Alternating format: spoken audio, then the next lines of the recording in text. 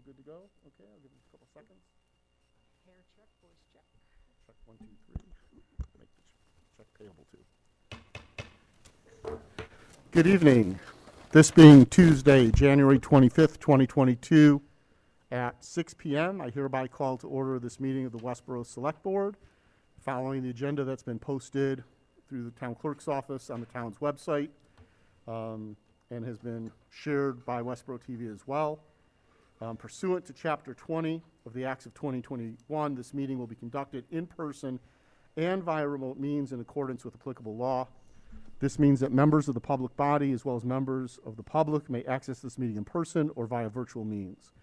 In-person attendance is here at Memorial Hall in the Town Hall located at 34 West Main Street, and it is possible that all members of the public body may attend remotely. That's not the case. We are all in-person attendance, also consisting of members of the public.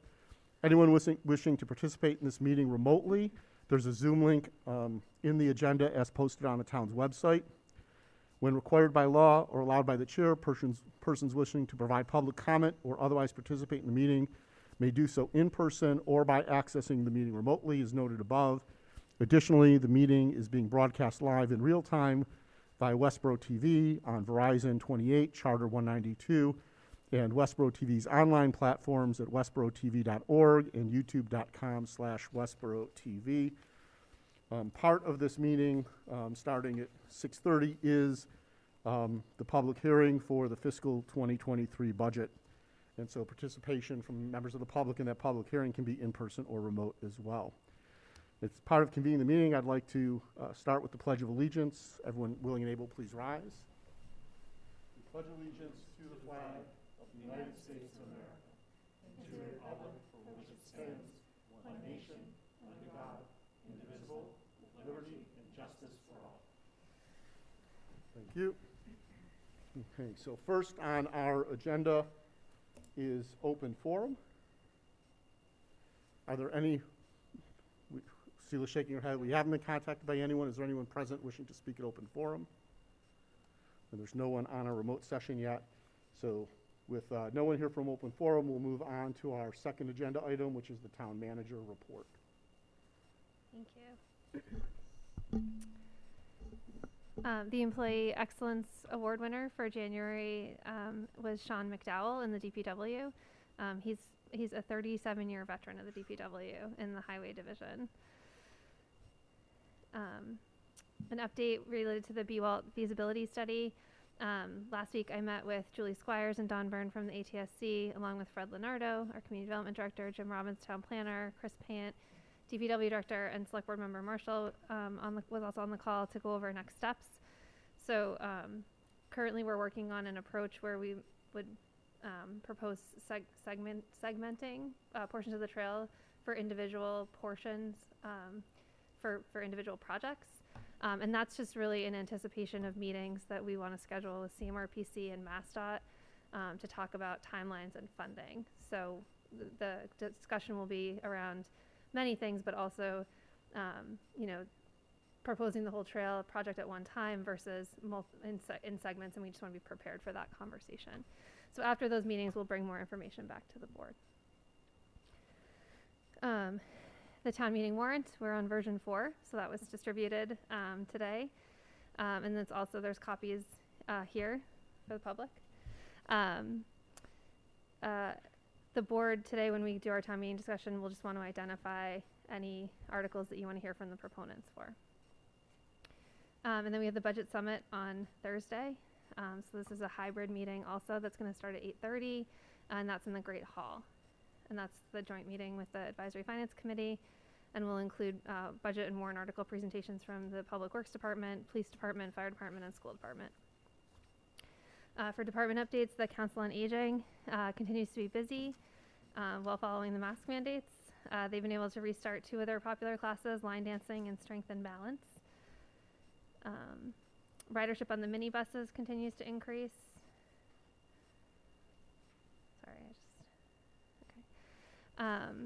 They have a new program that they initiated last spring, a golden ticket for riders who turn 100. So that entitles them to free rides on the bus forever. They presented 5 of them. Meals on Wheels has had some difficulty have lost some drivers due to the warmer climate, COVID, and some new jobs. And then resumes have been coming in for the outreach case manager position, so they're hoping to fill that position soon. In information technology, and we'll talk about this later on in the meeting, the town received a cyber awareness grant from the Executive Office of Technology Services and Security. And this award consists of seats in the 2022 Municipal Cybersecurity Awareness Training Program, which will promote overall cybersecurity posture through end-user training, evaluation, and threat simulation. And then in the police department, the Office of Worcester County District Attorney Joe Early will be present for a commendation ceremony on February 10th at 2 p.m. at the police department to honor the work of Officer John Sweeney. Officer Sweeney stepped in to perform the Heimlich maneuver on a person who was choking while at the scene for another medical incident. The Recreation Department, despite the harrowing challenges of maintaining steady participation for active programs during COVID, they're thriving. They've had 898 participants across 12 active programs, with basketball, ski, volleyball being the most popular. What they couldn't do, without the support of the Board of Health. And then the town clerk's office is awaiting re-precincting data from the state elections division. Notices have been sent to 11 currently elected officials of financial statements for the 2021 year to be reported to the town clerk no later than January 20th. Which hopefully that was already done. There's been notice posted of 14 elected positions open to take out nomination papers. Then those were due on January 18th. We've had the ballot goes to print on February 4th. The election equipment coding and prep for 6 precincts is in process. As of January 18th, we have 420 new voters have been processed and mailed confirmations. Wow. Dog licensing began January 1st, and as of the 18th, they sold 108 dog licenses. And there's other state stats on their work. For Youth and Family Services, the annual free holiday store served a record number of children and families in December, 335 children, up from 235 in 2020, and 160 families, up from 110 in 2020.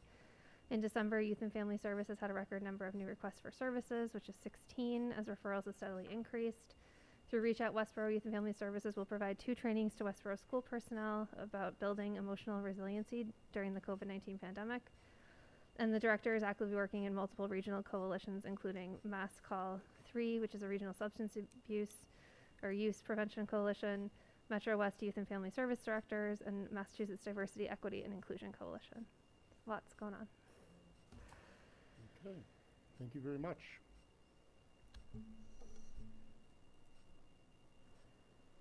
So next on the agenda is a request to reappoint Jennifer Adams to the Westboro TV Board of Directors.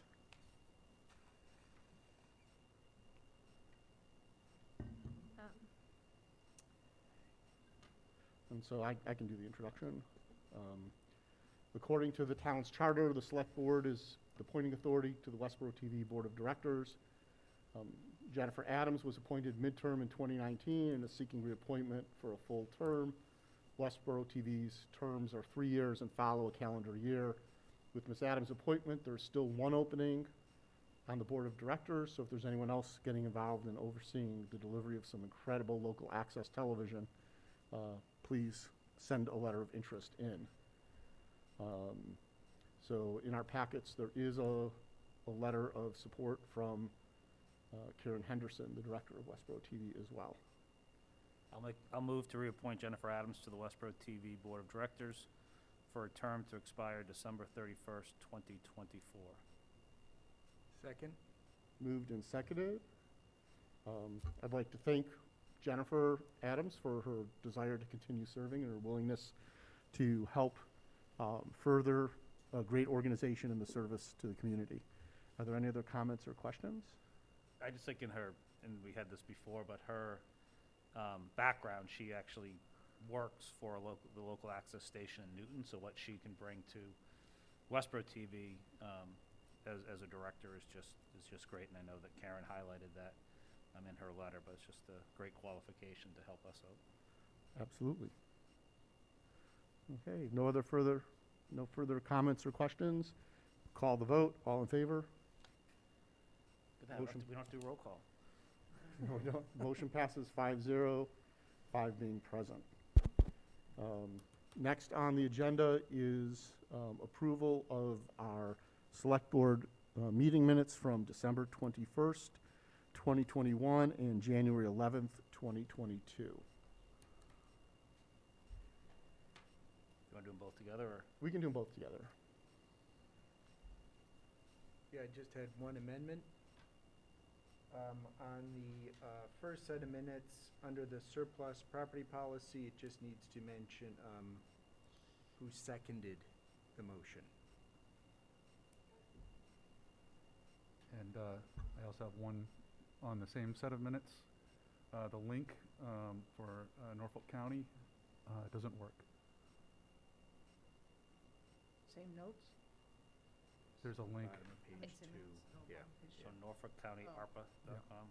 It works if you type it in. Did it So- twice today and it didn't go anywhere.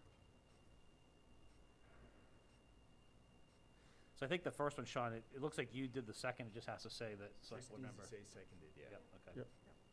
Okay. The link just worked for me, Okay. but we can double, I'll have to talk to my provider. we can check the link. I thought you were gonna amend it because that was the meeting I ran, because Alan wasn't here, about how quickly and efficiently it ran. You wanted to make sure that was in the minutes. Oh, tough crowd, tough crowd. So I'll move the minutes from December 21st, 2021 as amended, and the minutes of January 11th, 2022. Second? Moved and seconded. Any further comments? Seeing, hearing none, I'll call the vote. All in favor? Motion passes 5-0, 5 being present. That is awesome to be caught up too on the minutes. That is, It is. thank you very much. Okay. Given that we are running a bit ahead of schedule, I'd like to run down some other agenda items. Why don't we do the Municipal Cyber Security Awareness Grant first? Sure. So this is the cybersecurity grant that we mentioned in the town manager report. Typically, this would be executed by the town manager, but Alan was actually designated as the signatory on the grant, and he attended, they had a webinar that was for signatories. So the board just needs to vote to authorize the chair to execute the agreement and all documents related to this program. I'll move to authorize the chair to execute the Municipal Cybersecurity Awareness Grant Program Agreement and all related documents. Second that?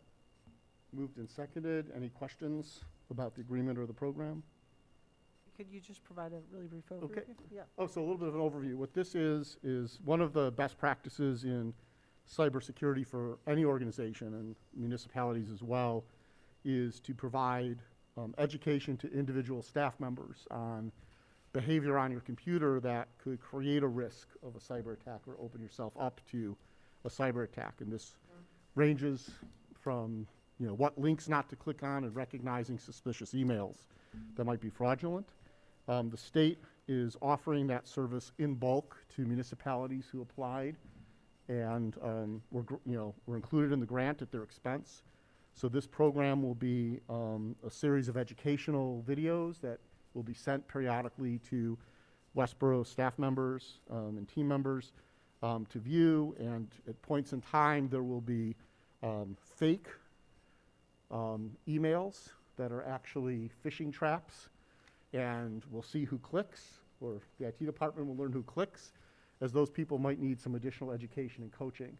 And so it's a way for people to become aware of behaviors that could cause a breach, improve cybersecurity. And it really follows both municipal and private sector best practices. So, okay. So moved and seconded. I'll call the motion. All in favor? It passes 5-0, 5 being present. Okay. Do you want to start going through the warrants?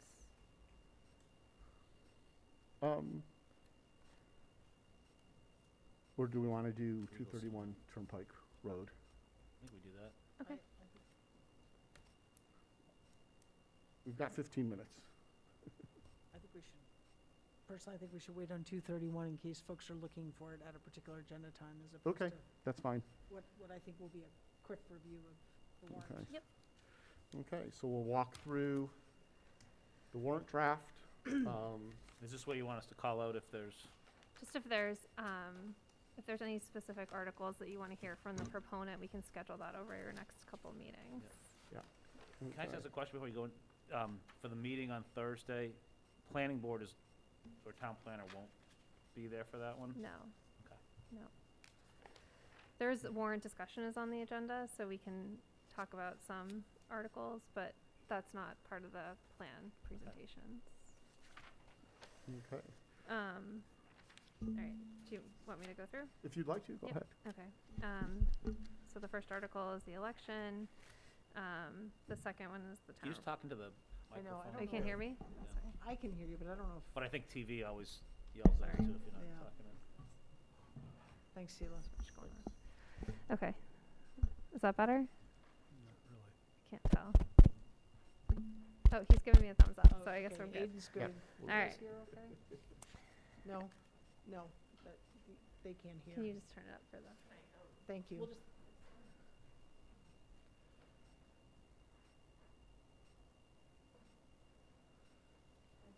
Is that better for the Test. audience? Test. I'll just talk louder. Sounds better. Okay. Thanks. Article 3 is the prior year's bill. So it says town clerk, but actually it's town clerk and recreation. So we have prior year bills for those. I can speak to those maybe on Thursday. Just move through that pretty quickly. Article 4 is the budget. So that's ongoing. Article 5 is regularly recurring articles. So 5A is the reserve fund. 5B is the restocking of Sandra Pond. 5C, cable TV budget. 5D, the July 4th block party. And 5E, healthcare reimbursement account. For 5C, that amount is down from last year. Right.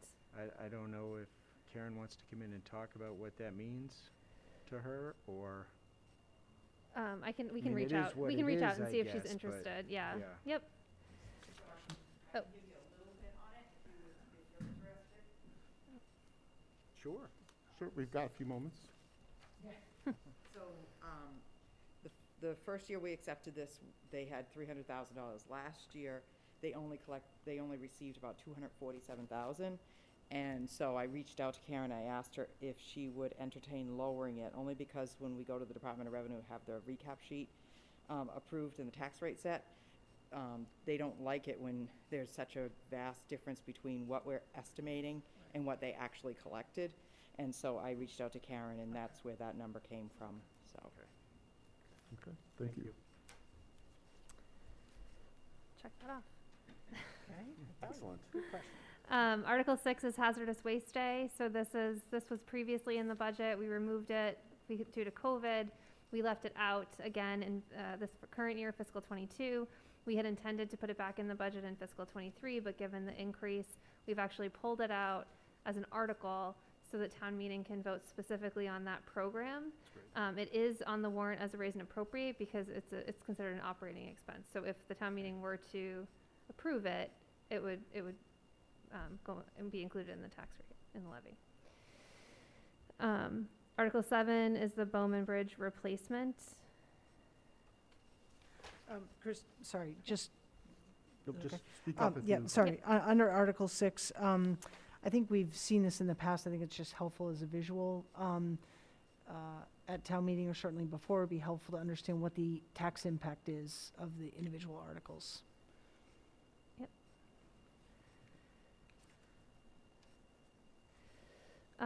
Article 7 is the Bowman Bridge replacement, and that's a free cash transfer. So,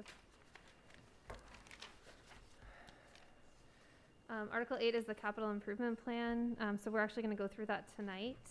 But there's a couple articles on here that you won't hear from folks on Thursday about. So that's the vehicle replacement with the building department, the server room cooling and the virtualization hardware from the IT department,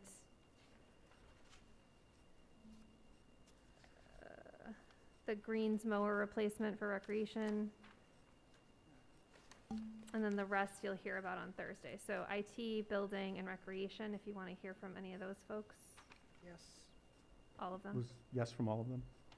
I would, yes, I please. think so, yeah. Okay. Yep. Please. Okay.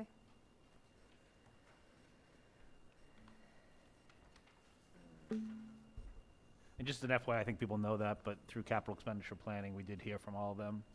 But I think it is good to hear from them here, but Yeah. just. Great. And then, yeah, and then all the other ones we will be brought up on Thursday. You'll hear Is- from. Yep. Is there I hate to ask this, is there a particular meeting or series of meetings, even like within a month, when these are sort of brought forward for that final presentation that the board could be referenced to look at? Because those presentations will probably be more dialogue. Yeah. Yeah. Okay.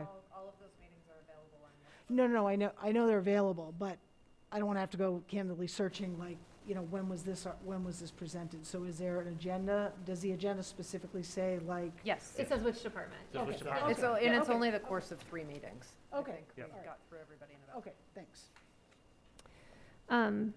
Article 9, you'll hear about on Thursday also. That's the Hastings School HVAC system.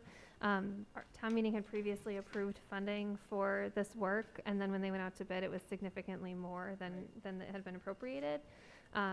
So this is on it's on the warrant. It's also an ARPA proposal. So we're just carrying it on the warrant in case we choose not to award the money from ARPA. Article 10 is the senior needs assessment. So this is something that's on the strategic plan. It's something that we've considered for the past couple of years, but given COVID and the need for public engagement, we've sort of held off. At our last, when we had originally talked about doing it, we anticipated a $25,000 to $40,000 cost. So it says available funds, so we're still refining that number. But that's on here for your consideration. So you should have a discussion about if we're ready for that. So yes. Yes? Just a quick thing, that the first sentence, Yep. after funds, it says TA, and I think that T's doesn't need to be there. Instead of, same thing in the Or, next article. Article 11 as well. It's, a sum of A sum of money. money, yeah. Okay. Then the strategic plan update, which I don't know if we want to, which we can probably also talk about, but we do have a RFP that we've prepared. Shelby and I had some discussion today, and probably will carry it forward to your discussion about these specific articles. But in terms of timing and community engagement, is this the right time for the senior needs assessment and the update to the strategic plan and the implementation work that needs to be done with the master plan? So just sort of thinking through that. You have an estimated number, right? Yeah, 50,000 is our estimate for that one.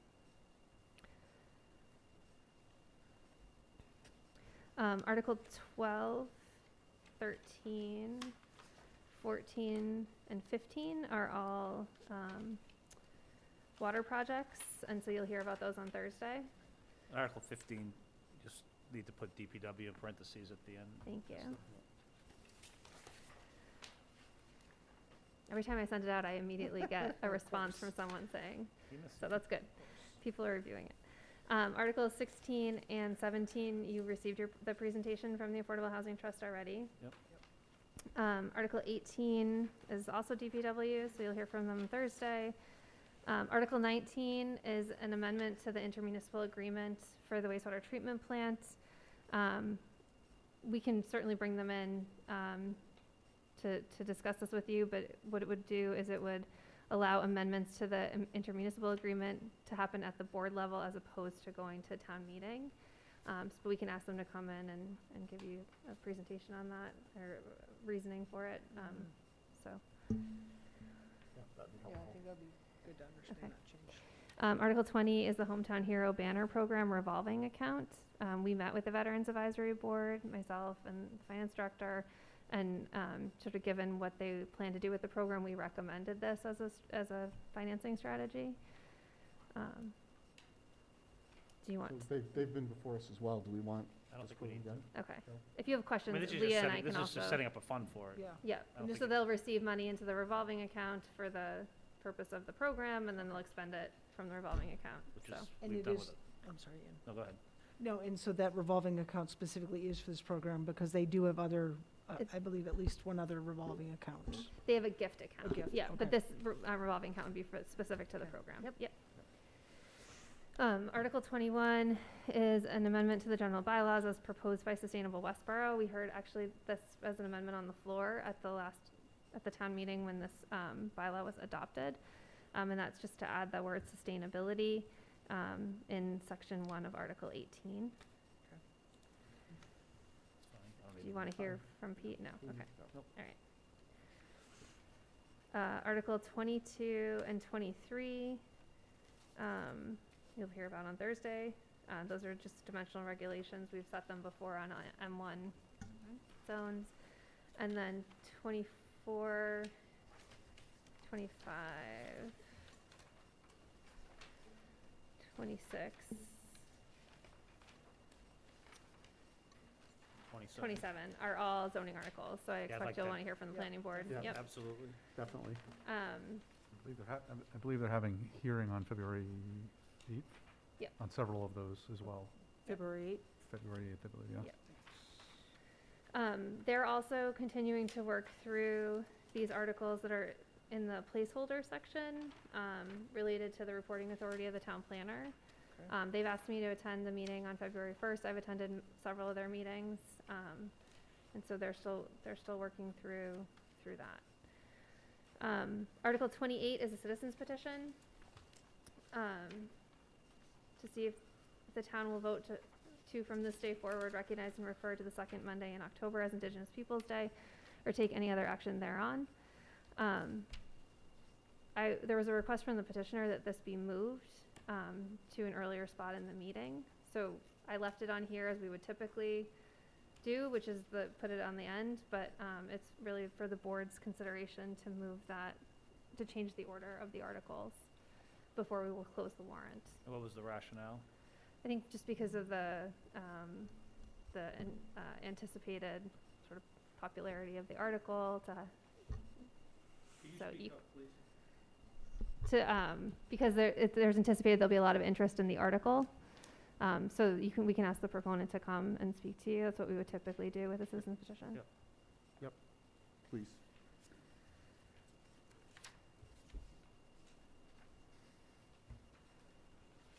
And then the only other one that's remaining in the placeholder section is the community preservation article, which you'll hear about later tonight. And it's 6:29. Perfect. Wow. Okay, great. All right. Awesome.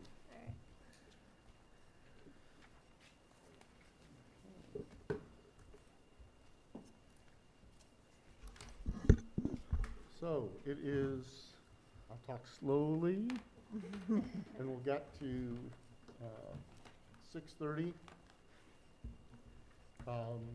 We will be, per the town charter, we will be holding the required budget hearing at this time at 6:30 PM. I don't have to read that disclosure. Okay, so I'll need a I'll move to open the public hearing for the fiscal year 2023 budget hearing. Second that motion? Moved and seconded. I believe roll call vote because it's public hearing. Patrick? Welch, yes. Ian? Johnson, yes. Marshall, yes? Keo, yes? And Edinburgh, yes. So by a vote of 5-0, 5 being present, we enter the public hearing. This is a joint meeting with the Capital Expenditures Planning Committee and the Advisory Finance Committee. Do both of those committees have quorums present? We have 3 here in person, and I believe there are others coming in. You have 4 online. We have 4 online, so we have. Okay, so AFC has 7 of 9. Do they have to call their meeting? I believe you have to call your meeting to order as well. Well, we'll call it concurrently if you discuss that. Does that work, Alan? formal. I believe you still need to do a vote. Because they're So they're you- remote. It's a public hearing, and they're remote. You need to vote, a roll call vote. Okay, so I will call the meeting of the Advisory Finance Committee to order. Hear the budget message. I don't think they have to vote for the public hearings. We opened it. Oh, because we opened it? Okay. Yeah, They I don't just think call they to have order. open it. Yep. And how many members of the Capital Expenditure Planning Committee are present or remote? 7. Okay. No, that was Finance Committee. Oh, I'm sorry.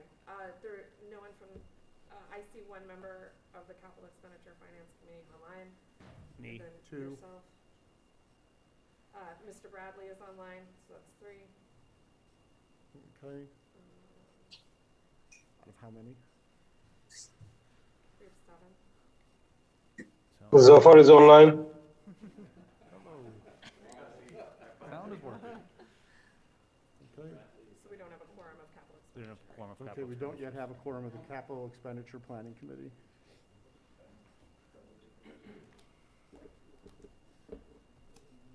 Okay. So the Is Capital. Bob downstairs and want to come up? Oh, yeah, why don't you look at that? We have Bob. We can. Okay, we'll have get Bob and then we'll have a quorum. quorum for that, Okay. so. Thank you, Leah. Okay. So the structure of this public hearing will begin with a presentation from Town Manager Christy Williams on the fiscal 2023 budget and capital plan. Following the, I'm going to ask members of the Select Board and public to hold questions till the end of the presentation. At the end of the presentation, I'll open the floor to the Select Board for any initial questions, comments, concerns, et cetera. After that initial round, we'll open up the floor to members of the public in attendance, either in person or remote, for questions and comments. And then if any Select Board members have any follow-on questions or comments, we'll do that before closing the public hearing. So, Just want to wait for Bob or You start. I think we can start. Okay. I believe he's seen the presentation. We No. have a question No. from Beth Bloomberg about Oh. does AFC get to ask questions? Yes. Yes, AFC gets to ask questions. We'll do that concurrently with the questions from the Select Board. Thank you.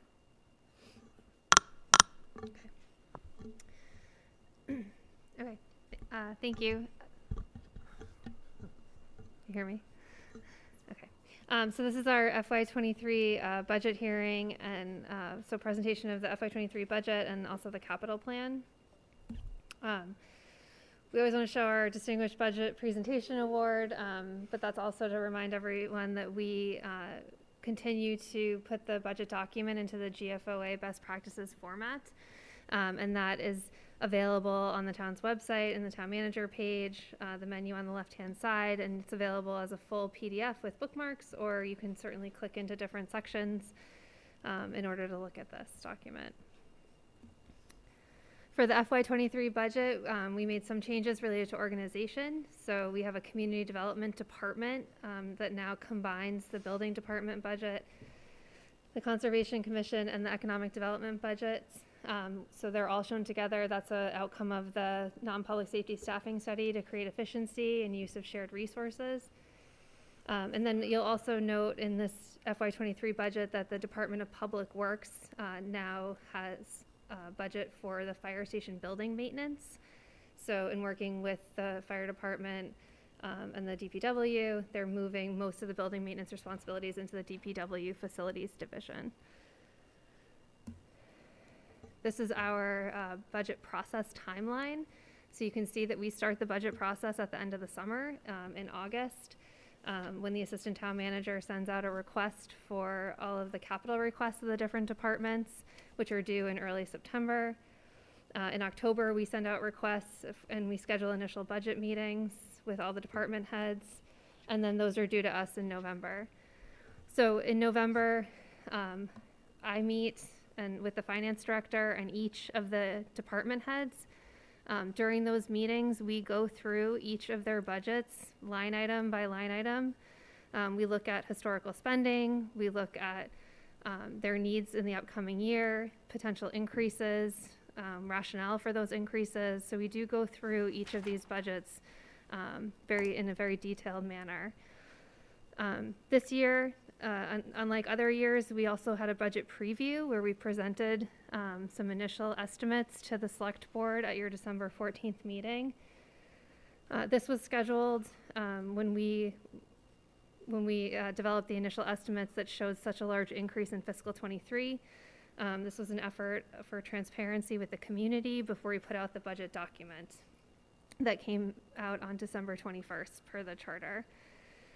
So the completed budget document, as I said, is online, and it's also been sent to the select board and the finance committee. Tonight is the budget hearing, and then on Thursday we have the budget summit, which is with the advisory finance committee and the select board. At our budget preview on December 14th, we were estimating an average single-family increase in their tax bill of $1,290. Obviously, on this graph, this shows the historical increases to the average single-family tax bill, so this was very significant, which is why we've done the budget preview this year. Since the budget preview, we've cut town salary and wages by $465,012, and we'll talk more about that later, what that makes up. We've also received a more refined estimate for the Assabet Valley Tech assessment, so we're still waiting on that final number, but that was an increase of about $4,000. These changes bring the estimated increase to $1,237 for fiscal year 23. We look back at what contributed to the increase. A lot of this we talked about during the budget preview, but we want to bring it back up again. So there are two major driving forces of that increase, which is property values and also budget increases. Because the residential value is estimated to far exceed the commercial industrial value, we would anticipate that the average single-family tax bill in FY23 would go up approximately $515, even if there was no additional budgetary increase. This slide really illustrates the shift in the burden from from commercial to residential, showing that we're going from a 70-30 split to a 72-28 split. This slide was not one that came to you in the budget preview, but it's one that we think really illustrates well what's happened with the commercial value and how that impacts how the budget is funded. So this, on the left side, it shows 7 houses and 3 office buildings. They're all valued at $500,000, and the budget, to keep it simple, is $100,000. So everybody pays their share, which is $10,000, equally spread out over the 10 units. And that's that 70-30 split.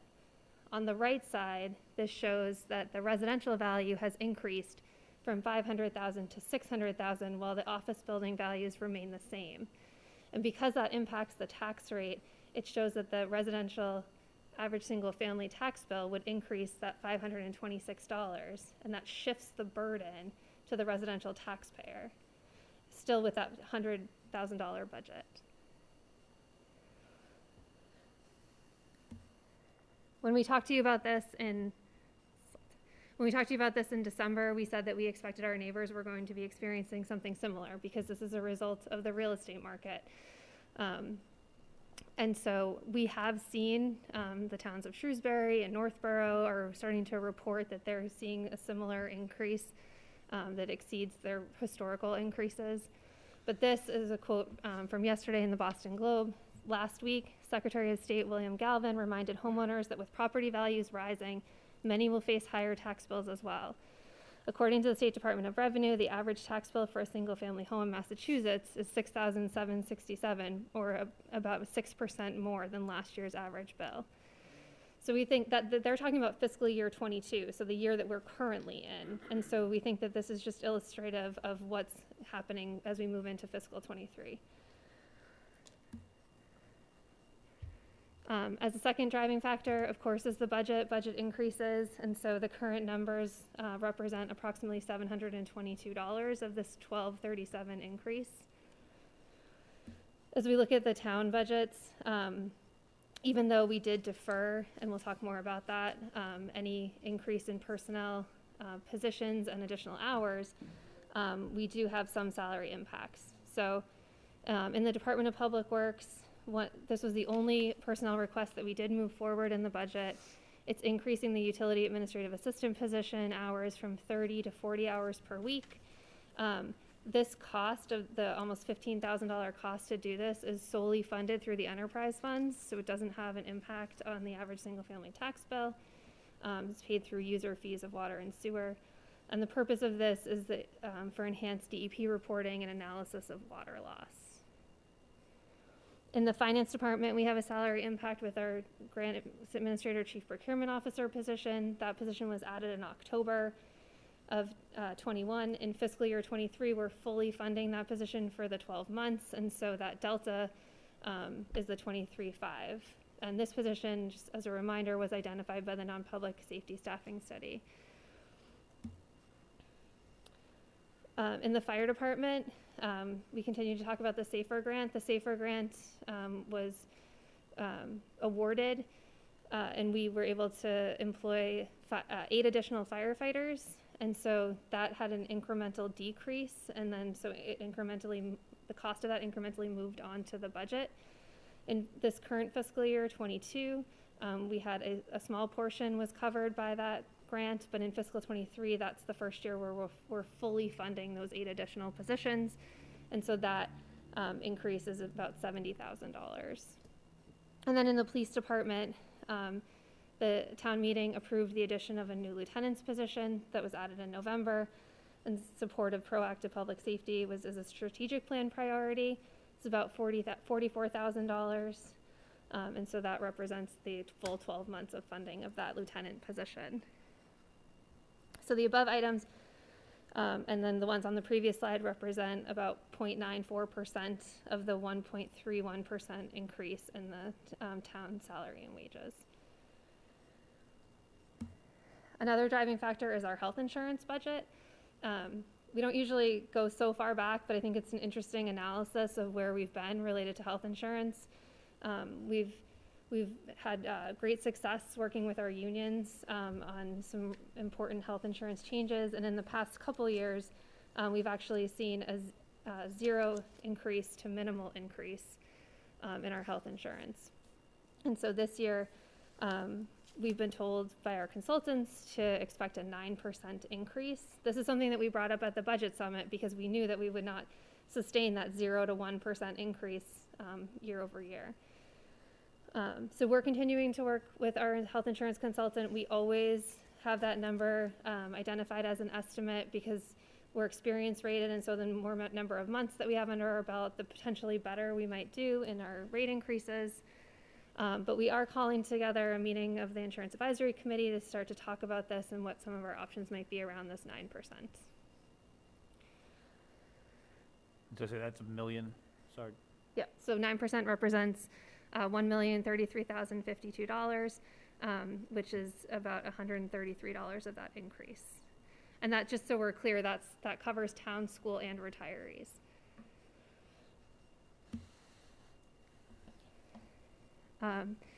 COVID-19 budget cuts that are continued in FY23. I talked earlier about the Hazardous Waste Day, but just for folks who may not have been tuned in yet, Hazardous Waste Day was removed from the budget as a result of COVID. We left it out of the budget in this current fiscal year, and we had intended to put it back in fiscal 23. But because of the increase, we're actually pulling it out as a separate warrant article for town meeting to vote on that specific program. And if it is approved, it will be added to the tax rate.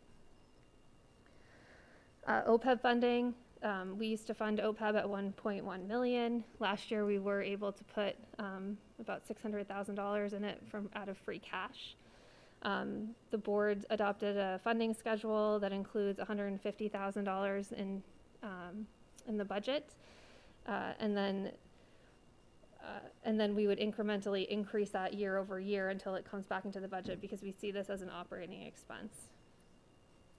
Kristen, I know you don't want to ask, not a question, but can you just, for people, so some people, we know what OPEB is because we go through it all the time, but Yeah. just, Sure. So that's other post-employment benefits. So that's funding of retiree health insurance and life insurance. But life insurance is very minimal. It's mostly health insurance. thank you. Thank you. Training and travel. So we significantly cut training and travel across all departments because of COVID, for two reasons: because we were trying to find budget cuts, and also because we weren't having the same costs related to training and certainly not travel during COVID. And so we have started to increase those lines back up over the past couple of years and in 23, but we're still about $25,000 less in training than we were pre-pandemic, and about $20,000 in travel. Overtime cuts were made during COVID throughout multiple departments. I only call out IT here because that was actually cut to 0. And so from 3,000, and so we did put 1,000 back in the FY23 budget. Obviously only 1/3 of what was there pre-pandemic.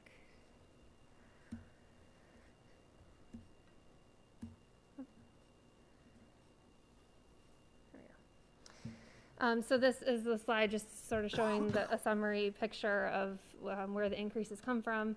The town budget is projected to go up about 2.5%. It's very important to call out that that does not include a COLA for 4 of our unions. So we do have 4 union contracts that will expire on June 30th. And so we're working to negotiate successor agreements, but that's not none of those are included in the town budget. The school budget is a 5.8% increase. Fixed costs, which includes the insurance, electricity, other things like that, 6.5% increase. The Worcester Regional, 10.5% increase. Assabet Valley, again, this remains an estimate, but about 3.5% increase. And so some of the budget items that remain outstanding, as I said, the insurance budget, Assabet assessment, and the union contracts, and then also state aid. We had really hoped that we would get our initial cherry sheet estimates prior to this meeting. Maybe we'll get them prior to our budget summit meeting and can report back. I did attend the Mass Municipal Association meeting on Friday, and Lieutenant Governor Polito did report out that unrestricted local aid was projected to go about 2.7%, which is a little bit more than we had budgeted, but that's not significant for us. So we're really waiting to see what our Chapter 70 numbers are looking like, which makes up a lot more of our state aid. Just going to get into more detail about how we were managing the impact once we saw this significant increase. So as I mentioned, we have deferred all personnel requests, so that's inclusive of whole new positions, but also just increases in hours. So in community development, we were going to propose a community development assistant that would be responsible for some zoning administrative needs that were identified by the staffing study, and then also implementation and management of the climate action plan and other sustainability work that has been deferred.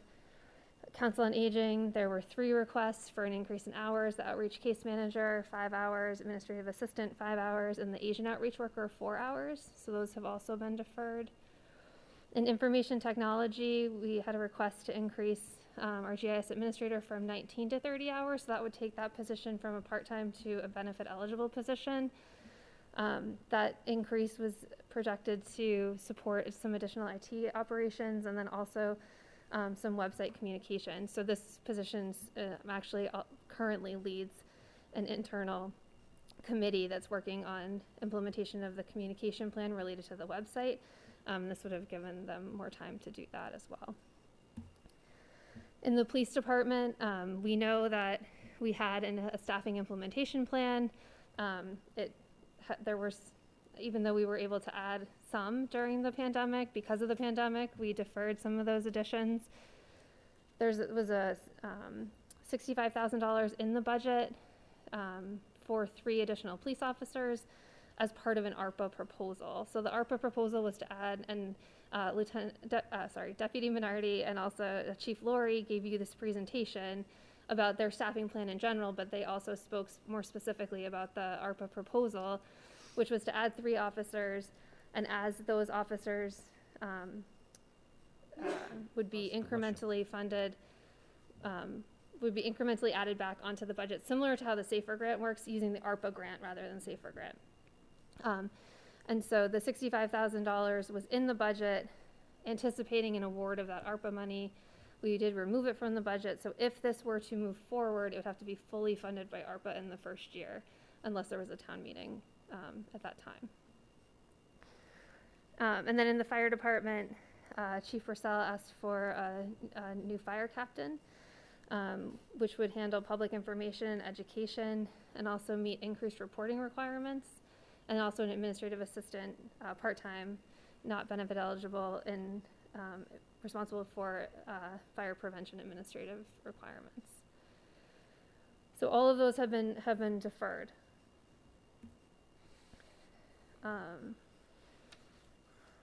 We also looked at the option of using free cash to lower the tax rate. And so if you look at the budget document, there's a proposal to use a maximum of $1 million in free cash to lower the tax rate, which would bring this increase down to $1,107. So if you look here, this is just a comparison. So where we're at currently is that $1,237, using about $2 million in excess levy capacity. If we were to use $1 million of free cash where the numbers currently stand, it would bring us down to that 1107, with using about $1 million of our excess levy capacity. The reason that the recommendation is strong in saying a maximum of $1 million is because over time, that $1 million actually becomes, in this scenario that's before you, $2.5 million. So once you use a reserve to fund an operating expense, we're creating a structural deficit. We did this 2 years ago in response to our revenue loss related to the COVID-19 pandemic at $770,000. We were very surprised last year to get a significant increase in Chapter 70, so that we were able to immediately eliminate that, which was completely unexpected, and certainly not something that we can expect to happen year over year if we create another structural deficit. So in this scenario, we would use free cash and to incrementally put these costs back into the budget. And so I just want to point out that it really is more than $1 million of free cash that we would be using.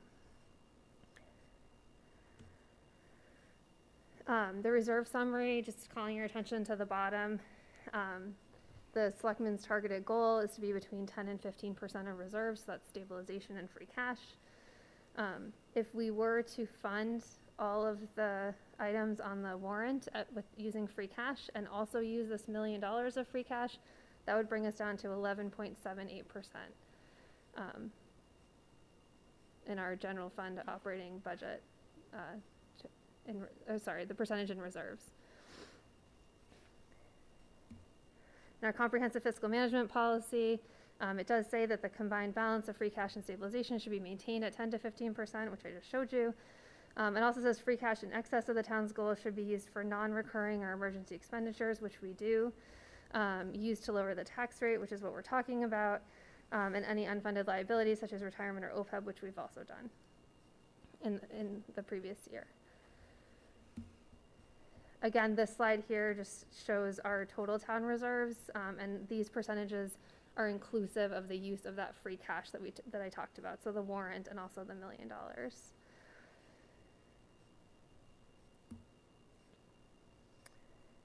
This is our current fiscal 22, so when we're looking at our comparison communities, in current fiscal 22 with a tax bill of $10,328, we're right about in the middle of our data dashboard communities. And this is a comparison of free cash to other communities.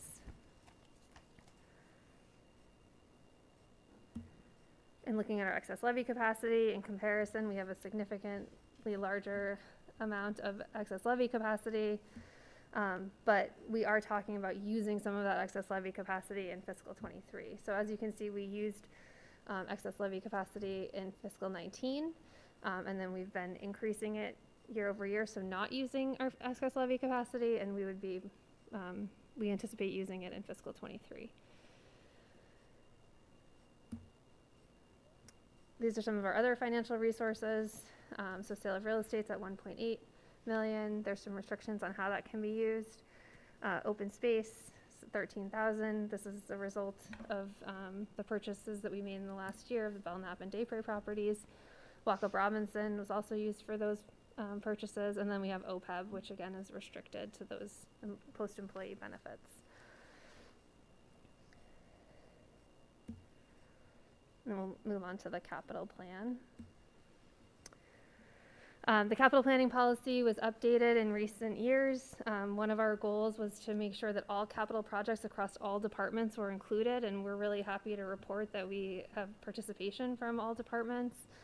And so we continue to work with them to make sure that they're anticipating needs beyond the upcoming fiscal year. And also we're working to create a long-range capital outlook. So if you look in your budget books, there's a spreadsheet at this point that shows projects that are projected from fiscal 28 to fiscal 30 that departments are anticipating in order to keep on our radar, and we'll continue to refine how we present that and how those things are included. So capital projects should equal 1 to 1.5% of the general fund operating budget. That's in our fiscal management policy. This is an example of a project sheet, so you can see all of those as well in the budget book. This is filled out by the department. So this is what the Capital Expenditure Planning Committee receives and what they consider as they take in their presentation and ask questions. And then this is the proposed capital budget as recommended by the Capital Expenditure Planning Committee. So we have in the building department a vehicle replacement that's what is proposed to be funded through free cash. In the fire department, we have the engine 3 replacement. The Capital Expenditure Planning Committee acknowledged the high cost of this item, and so recommended that it move forward as a high priority item, understanding that it would be a large expense for free cash. And so we did put it on here as something that would be funded by an alternative funding source. So I did reach out to the Board of Assessors and ask them to evaluate their overlay surplus. And so I did get a memo today that they'll be releasing $1,450,000 in overlay surplus. So we would be able to fund the engine 3 using that. What was that number again, Christy? $1,450,000. And we'll work to figure out if we want to change some of the funding sources for these other items with the balance. So then we also have the 4-wheel drive vehicle, SUV, free cash, the information technology as a server room, cooling equipment, and virtualization hardware. The police have 3 police vehicles. Public Works is the municipal parking lot paving, multi-purpose mower and plow replacement, water sewer truck replacement. So everything before that is all free cash. Then the DPW is also proposing a water sewer truck replacement, a street sweeper replacement, and a 6-wheel dump truck, which would also be replaced with a combination of free cash, sewer retained earnings, and water retained earnings. The dog park construction is on here because we're trying to pull all the capital projects into one document, but this would be paid for out of the revolving account as well as through a grant. And then the recreation greens mower replacement would be paid for through golf retained earnings. And then the school department has 3 projects here. The Armstrong School freezer replacement would be free cash. The school playground replacement is free cash. And then we have the high school rooftop chiller replacement, which would be a borrow, but that is also an ARPA proposal. And so something that will be considered as we talk about how we will use ARPA. So for the free cash funding request, it's about 1.18% of the general fund operating budget. And then our last slide, which we like to show how the tax dollars are spent for each department or division. And so I'll just leave that up here. I just want to underscore that the budget document, while it recommends that use of a maximum of $1 million in free cash, it also recommends that any savings recognized in when we finalize budget numbers be used to reduce that amount of free cash, so that over time we're not using as much free cash if that's possible. So that would keep us at that 1107 number, assuming that the insurance numbers come in better. That's how that's proposed. And that concludes my presentation. Okay, thank you very much. At this point, I'd like to open the floor to the Advisory Finance Committee. We have a quorum for Capital Planning Expenditure Committee, as well as Select Board for any questions. And so folks who are remote, if you can click the little icon to raise your hand, we can hopefully see it on the big screen. And I'll open it to the floor for questions. Selectman Johnson. Actually, a comment / questions, but the slide you had, Christie, on the split between the property value increase and budget increase in the deck of the property value, the 553 roughly, or 704, which has now come down because of budget pieces. I think more of the comment there is property values is something that it is what it is. Right now, I mean, it's not like we can cut property values or whatever. That's the work of the assessor. Yes, there's some things we can do with tax rate, Right. which we talk about, but that right now, that's kind of locked in at this point as we're thinking about the number. Budget increases, that 700, that's the piece that we do have control over. So as we're talking about this on our side, talking on the finance committee side with people in town, that's kind of the area that, again, goes to town meeting. That's what town meeting votes on. That's where we have control over spending as it affects tax rates. The second one is just want to make sure I'm clear and others, but the excess levy capacity, when you talk about us using more of excess levy capacity, that levy capacity is what keeps us under a Prop 2.5 override, but basically by using excess levy capacity, we're just talking about the fact that we're raising more money in taxes. Right. So we're using it, it's getting that levy capacity keeps us away from having to go to Prop 2.5 override. We still have a Correct. very big cushion compared to where we were Right. 20 years ago, but when people think, it's not like using free cash. It is, using excess levy capacity directly correlates to Right. taxes that are getting charged to Yes. homeowners and businesses, et cetera. Right. So I just wanted to confirm that. As I said, statements less than questions. But Thank Okay, you. thank you. I'll look left. No hands on the big board. I'll have a quick question. Marshall, Shelby, Whoever you are. or Marshall, yes.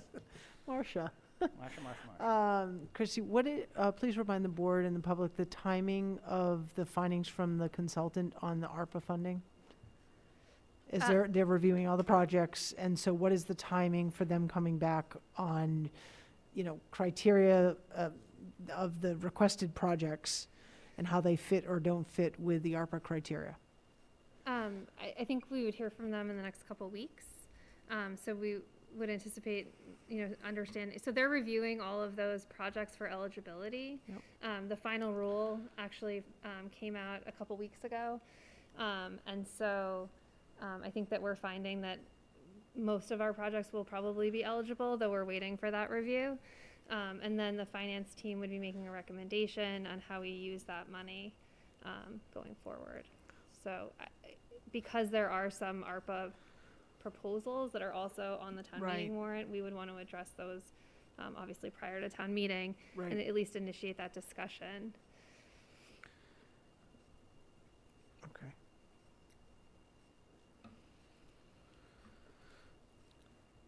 There's a question on the Okay. Paul. Paul, your hand is Yes, raised. can you hear me okay? Yes, we can. Okay, thank you.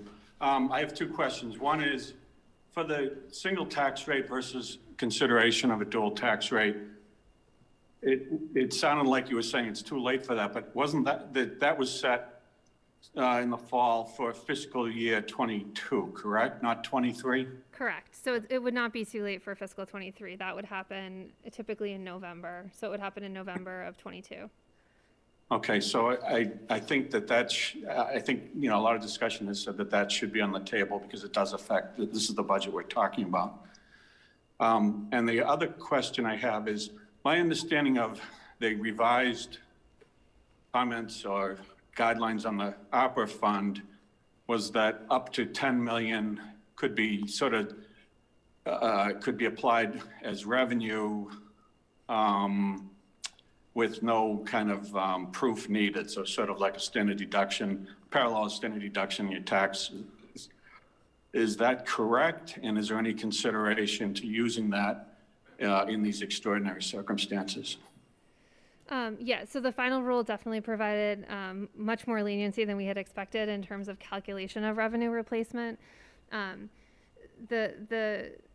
issue is ARPA funding is a one-time funding source. So it's like using a reserve in that you would create a structural deficit. So if the proposal would be to use 5.7 million or even 1 million of ARPA funds, we would have to acknowledge that would create a structural deficit in the current year, provide relief in the current year, but create that structural deficit so that next year the increase of the taxpayer would include that 5.7 million, whatever it is, plus any budget increases for fiscal 24.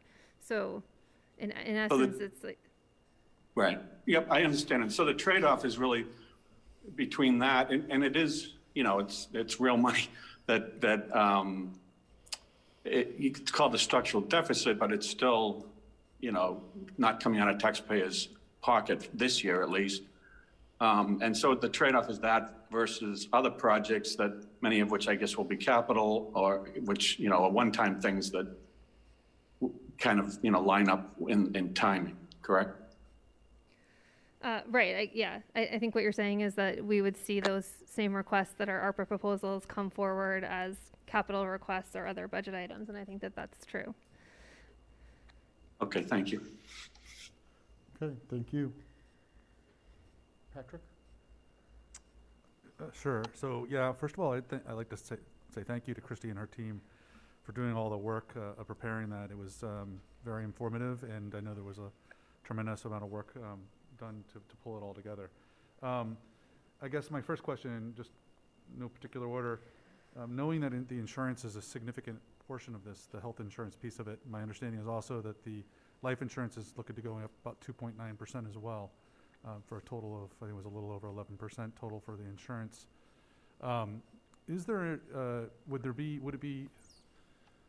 it be of any help if this board provided a letter or somehow engaged with our state legislature in regards to, because that's a significant, 9% on health insurance rates in 1 year is a massive change, and I'm not sure exactly what justifies that from the insurance industry. Is there any, would it be beneficial for this board to somehow engage through letter, through whatever purpose, whatever mechanism, with our state reps to see if there's any relief they can provide with legislation in regards to the health insurance?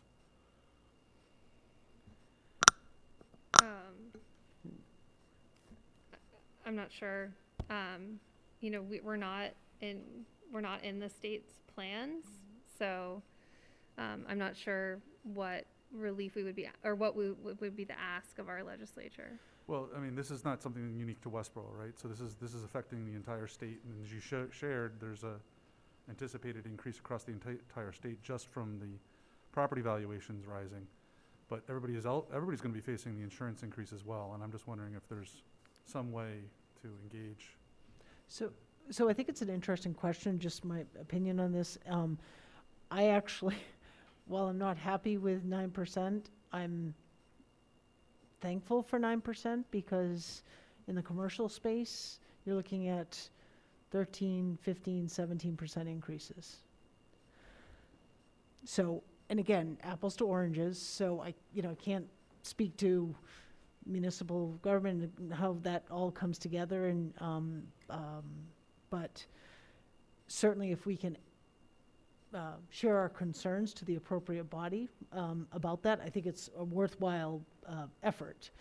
I don't know how impactful that, is going to I'm not be. sure. Yep, yep. Just to raise the voice, just to raise the, I'm sure they're aware of it, but, just to, I think, make it even more apparent to them that this is Yeah, obviously. Well, I think if nothing else, it says we're paying attention to it, right? Right. And we're not just kind of taking, Exactly, taking it for Yep, granted. yep. I just want to clarify, so the life insurance budget did not go up. Okay, I thought the total insurance was over 11%, if I remember correctly. I'd have to dig it up in the book. Right, but that includes property, casualty, workers' comp, Okay. everything. So, but the actual life insurance line did not increase. Life insurance to go, okay. Also, again, I don't want to sort of, we discourage reaching out. I mean, we should reach out if we think that will be beneficial, but we are experience rated, so a lot of it is also related to the claims that we've had recently. Sure. Okay. Just a process question. When in one of your first slides, you talked about what the timeline is for all of the different meetings and whatnot. One of the things that it's still not clear to me is when specifically are the committees to be engaged in regards to, their needs for whether it be capital funding or other funding? When do the committees specifically get engaged in that process? Well, committees typically, I'm trying to think, so only a few committees have budgets, and so we do meet with them as well. The Finance Committee, the Board of Appeals, they have budgets for administrative assistants. Historic Commission has a budget, so we meet with them. Typically, if we hear that a committee has a need, they would come to me and we would have a conversation, but it doesn't immediately result in the development of a budget.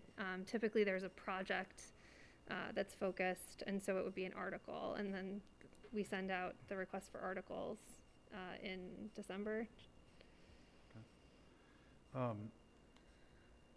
Is there I'll call it a break point for lack of a better question, a break point for the free cash and the stabilization fund in regards to impacting our overall bond rating? So you mentioned, you showed a percentage of, if we used all that free cash to do all of the capital improvements plus use the $1 million, we would drop it by a certain percentage, but still stay within or above our 10% overall.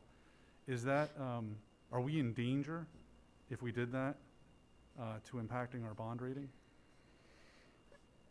I mean, it's not always necessarily about how much free cash we have, but about how we use it and how quickly we draw it down. So, we feel like the majority of this money would be used to, for our capital request, which is how we always use the money. It's consistent. Both of the uses, that and using it to lower the tax rate, is consistent with our fiscal management policy, and that's really the most important piece, is that we're following our fiscal management policy. So we could draw it down closer to that 10 if we had to, if we felt necessary, but as long as we stayed within our policy and why we're doing it, we would be okay, if I'm hearing you correctly. Well, yeah, I mean, it's fine to go within. I mean, if we're going to use more money to lower the tax rate, you would have to really look back, because it says any money over our goal. Mm-hmm. And so if you draw it down further, you would not be over the goal. So let me show you this slide. So the starting point before using it to lower tax rate needs to be above the goal, which would be above the 15% combined. No, above, Well, it's the- 10 to 15, so Well, I the think 10 to we're at 15. 11. Yeah. Right. You're still within it. You're above the 10, so you're still within the Yeah. the level, the policy statement, yeah. So the free cash, the goal is 5 to 7%, and we're at 8.86. But our stabilization has been low. It remains low. It's been low for a long period of time. So it's not that we're drawing it down too quickly. But if you use additional free cash, you're creating a larger structural deficit that needs to be paid back over time with a reserve, and you're getting very close to being no longer above the goal. I think one of your later slides, you showed the combination of the capital plan, free cash items on the capital plan, as well as the use of the $1 million for tax. That's what relief. this is. That's what I'm this sorry? is. Yep. Oh, okay, so that is the 11.78? Yep. Okay. Getting too close to I mean, this is a difficult conversation, right? And you know, I realize, again, all the work that your team has put together in finding ways and coming up with a budget to try to balance the budget and provide a balanced budget. As I mentioned back in December, I'm hopeful, you know, for every citizen in this town, right? There are people in this community who are facing difficult decisions, and we certainly don't want to be forcing them to decide between a roof over their head, paying their taxes, prescriptions, those types of things. And I'm not trying to lay that blame on you, Christie. I'm not trying. It's just the way of the world. It's taxes. We need to pay for our services. I totally recognize that. But what I'm looking for is, again, what the term I used back in December was more creativity on how we do this. And I realize your budget was published, you know, as part of that conversation. I'm looking to understand how we engage, whether it's in this hearing or in our Thursday budget summit, in some frank discussions on how we can further reduce that. If I just did some quick math based on some of your slides. For every $100,000, if I did my math right, for $100,000 we save on the budget, we're going to save $15 off the average tax bill. $12.90. $12.90. There you go. So my math was off, but in that Close ballpark. enough. Close enough. So, you know, I look at slides like it talks about, you know, the travel and the training, right? What would be the reduction if we said no travel? And therefore, any training, that it would be required to be online or in person, you know, locally. Things like, you know, take-home vehicles. You know, is there any opportunity there? There's a number of vehicles in the town that are used for take-home vehicles. That may not necessarily impact our services if those take-home vehicles are not provided for that purpose. You know, other things that I question and don't necessarily want to see eliminated, even in the short term, but certainly don't affect, I don't think, the overall services to the town. What does it cost to operate our gun range behind the DPW? Is there an insurance cost to that? Is there a maintenance cost to it? These are the types of things I'm hoping that we can have an open, frank conversation about some of these things, because for every single thing that we can drop off of this, I'm not naive. I know that we can't get below $515, but certainly $1,290 or whatever it boiled down to, $1,107 is still almost double our highest tax increase ever in the town's history. So it's a huge number, and it's really going to be difficult for some people. As I think people here are aware, I went around town recently to get nomination signatures, and I heard from residents, many residents, and they kind of fell into three buckets. People who were completely shocked and surprised, people who were very happy with their town services, and then people who were really just questioning overall, how could this happen? And in particular, two families stood out to me, two young families who, when I told them about this, were just like, how am I going to afford that, you know, roughly $900 increase to my tax bill? Because they were likely below. And that was a really difficult conversation to kind of explain that through. So I'm just asking this board and all the other boards, especially as we convene on Thursday, to be open and frank and talk about these things and come up with a plan that hopefully can alleviate as much of this as possible. And I'll just leave it at that. Thank you. Yeah, Ellen. Thank you, Sean. Oh, yeah, quick question.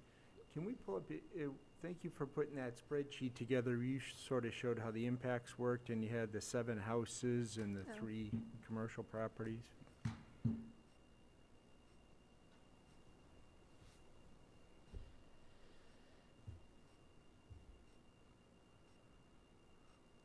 Right, because, I mean, that's sort of us, right? Right now, we're at 70-30 residential, and we're saying that this was going to be a $526 impact to each of those houses, and we're right around 10 grand, so that's the math works out there. We're saying it was 515 here on our sheet, right? In our presentation, you're estimating it at 515, and that worksheet comes to 526. I mean, they're not. It's not Right. Well, same. it's an example, just using sort of round Yep. numbers. Yeah. So, but it's interesting to me, there, it's a 20% increase to each resident's assessment, and we've got the commercial property staying flat.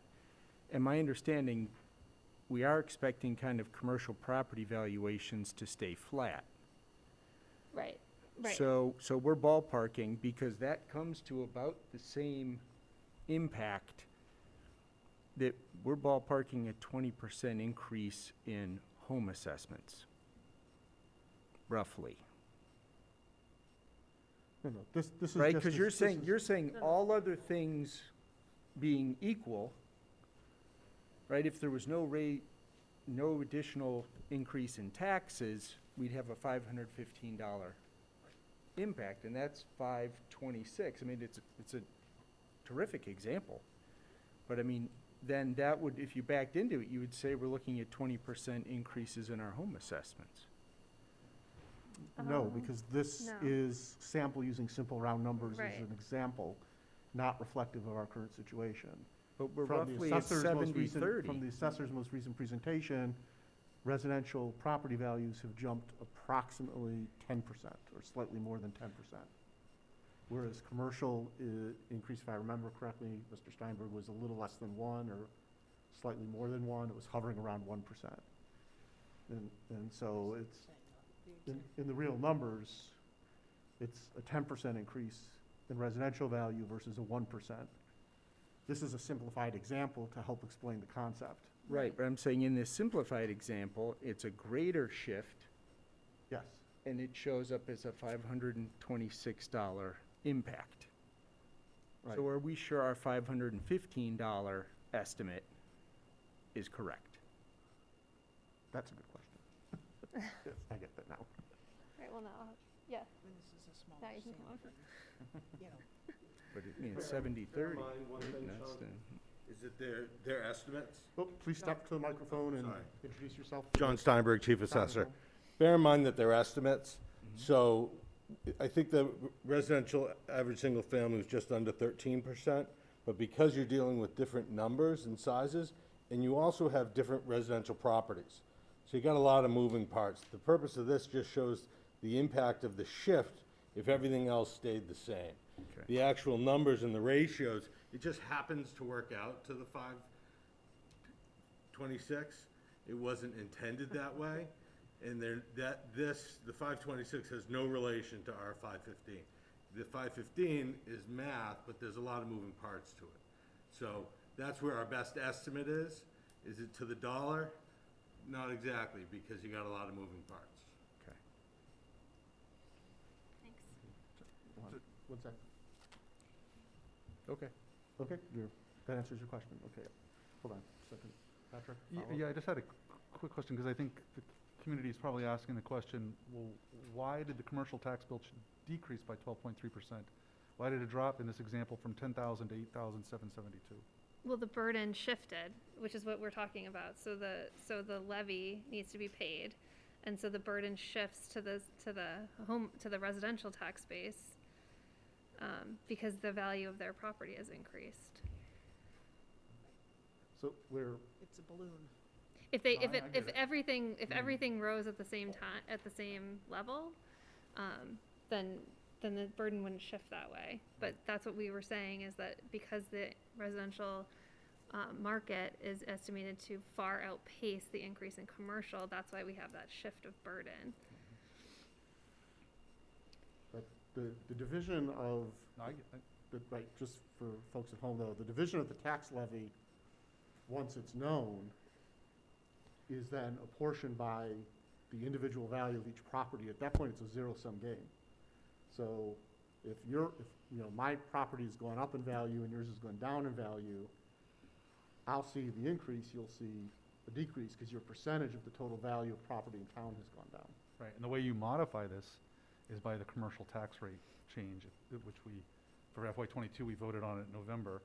We have the opportunity, along with We the will have an opportunity to residential tax reassess rate, that. we will reassess it in November of this year. Or, Oh, sorry. Or, go ahead. well, or our commercial projects, which is sort of leading into one of my questions, that, have been approved and are in the works. I'm curious, it doesn't impact us in FY '23, I understand that, and I also understand Leah's going, Shelby, you can't, do estimates, But at some point, I think it's important, just like we're looking at capital expenditures and we're looking at 5 years out, I'd really like to see, like, we must have a sense of what some of the projects that have been approved at, I don't know, 4400 on Otis Street, et cetera, are going to do in the positive on the commercial side, you know, and there are other projects. So it would be, you know, maybe I'm looking for a glimmer of sunshine here, to understand kind of what we're looking at. Again, it's not relevant to right now, but that's the other, you know, variable. And I'm not saying we should, to your point and Paul's point, take a hard look at, you know, the dual tax rate when we have those discussions in the fall. But I think we need to be really thoughtful about that, pulling that trigger, and what does it mean, you know, long term. Sure. Anyway, I won't believe in that. No, it's an excellent Yeah, point. Yep. I did have one other question, if I may. Sure, go ahead.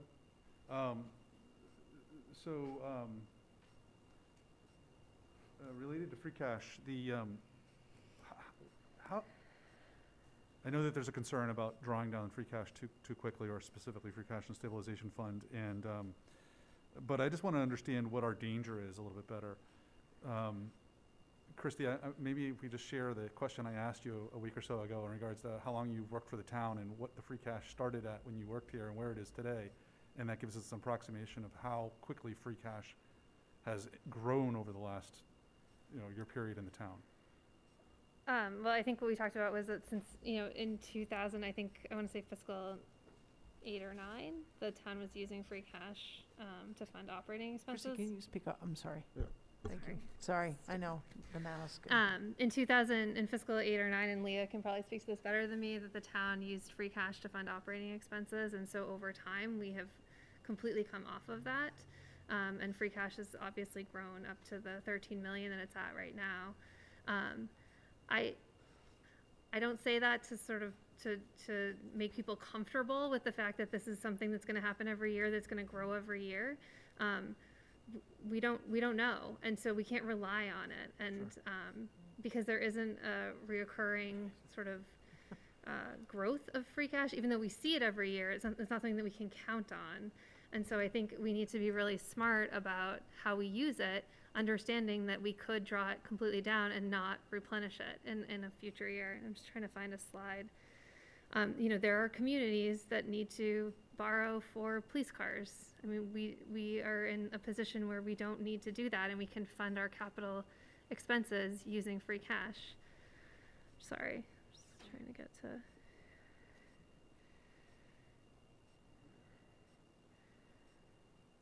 I guess I don't have it. I was looking for the free cash growth. I don't have the free cash growth in here. It might be in the budget book.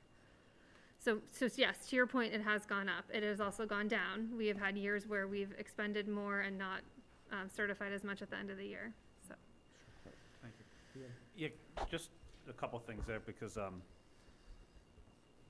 yeah, back to 2008 and back in my days on Finance Committee, it's exactly what we talked about here. We definitely, we spent without thinking about it. We used free cash. We created the structural deficit. We called it, we talked about, and it was in 2000, sometime in the early 2000s, that we were in $2,000 of a Proposition 2.5 override, which a lot of communities we know around us face every year because they have a structural deficit. They can't get out of it.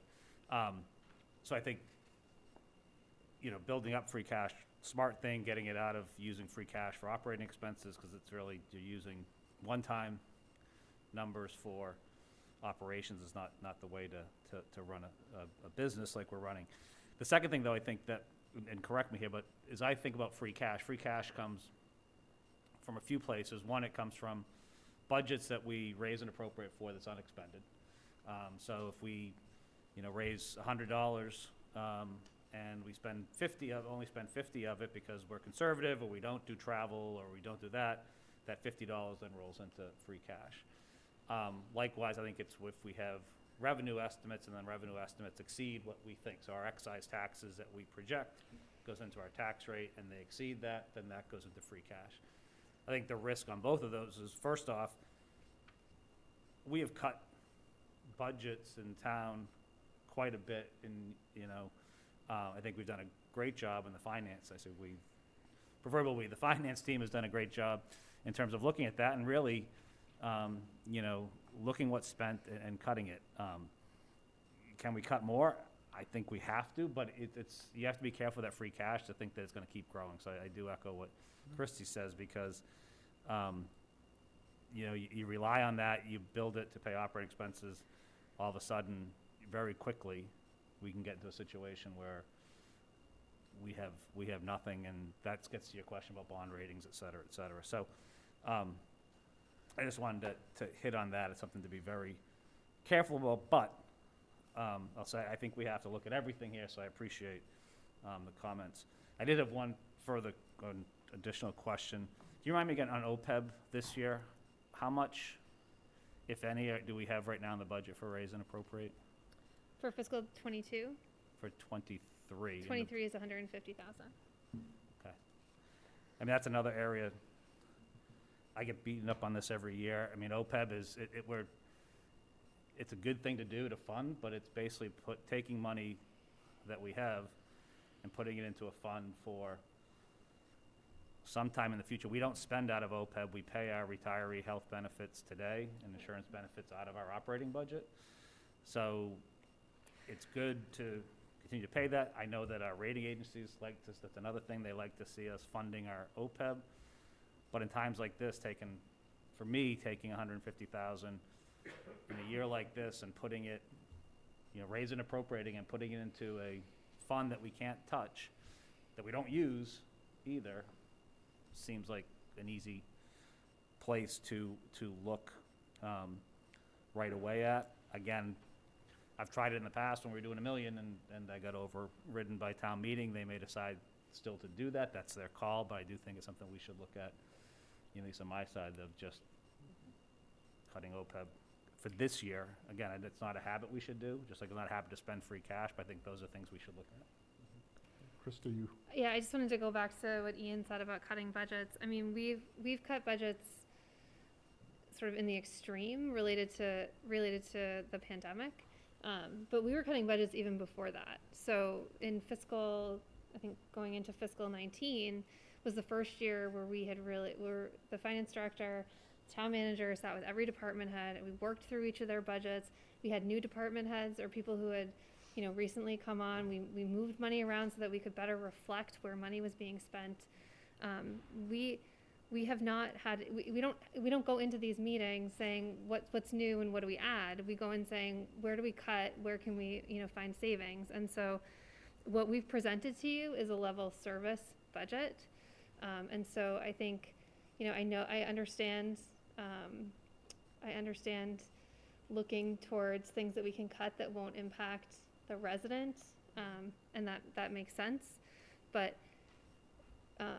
the employees provide these services, and so we just need to be sort of cognizant of that as we're thinking about things that we can take away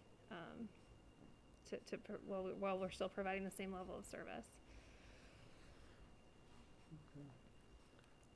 any questions or comments from members of AFC? I'm looking for hands and the little yellow hands up on the bingo board, or the Jeopardy board, depending how you look at it. Alan, while they're thinking. Brady Bunch. Where's that one? Just go ahead. I have a question. Yep, as a okay, filler, well, but- go ahead. So Christie, a couple questions. Hazardous waste day, is that a requirement for a town to provide that? No. It's not, okay. So I know we deferred it in the past, but I figured there was some exemption if we did that. Okay, thank you.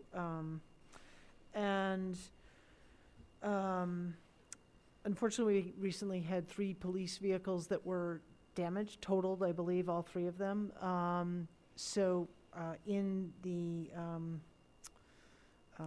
In the capital plan, I believe, there's a request for new vehicles. That's separate from those 3, and are those 3 entirely sort of under the insurance bucket and they'll be replaced, or are we -3 already? So a couple questions in there. So one was the police department actually had originally asked for 4, and because we knew that we were getting an entirely new vehicle, we reduced that down. The more recent accidents, I'm not sure if they were vehicles that were slated to be replaced or not. And so we did reduce down the ask from 4 to 3. And then, and then the insurance will replace the vehicle, but now the police department is transitioning from gas to Right, hybrid, and right. hybrid's a little bit more money.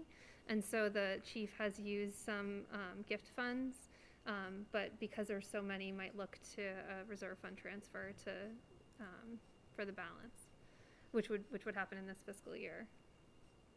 22. Using the reserve funds. Now. that have already been Yeah. appropriated. Reserve fund, yep. Sorry. Okay. So, I guess, replacement of those vehicles, the 3 that were damaged, even though we wouldn't probably see them soon because there's such a lag time, right? Right.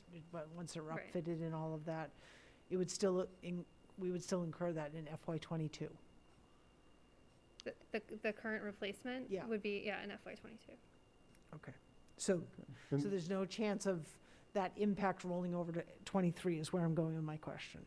Yeah, so we would have to, I mean, it's a good question for the police department on Thursday. Okay, okay. Yeah. So just. But we did initially, because of the first accident that happened a couple months ago, we did reduce that ask in the capital plan. Okay. So, Ms. Blumberg, you put a message in chat, if you could.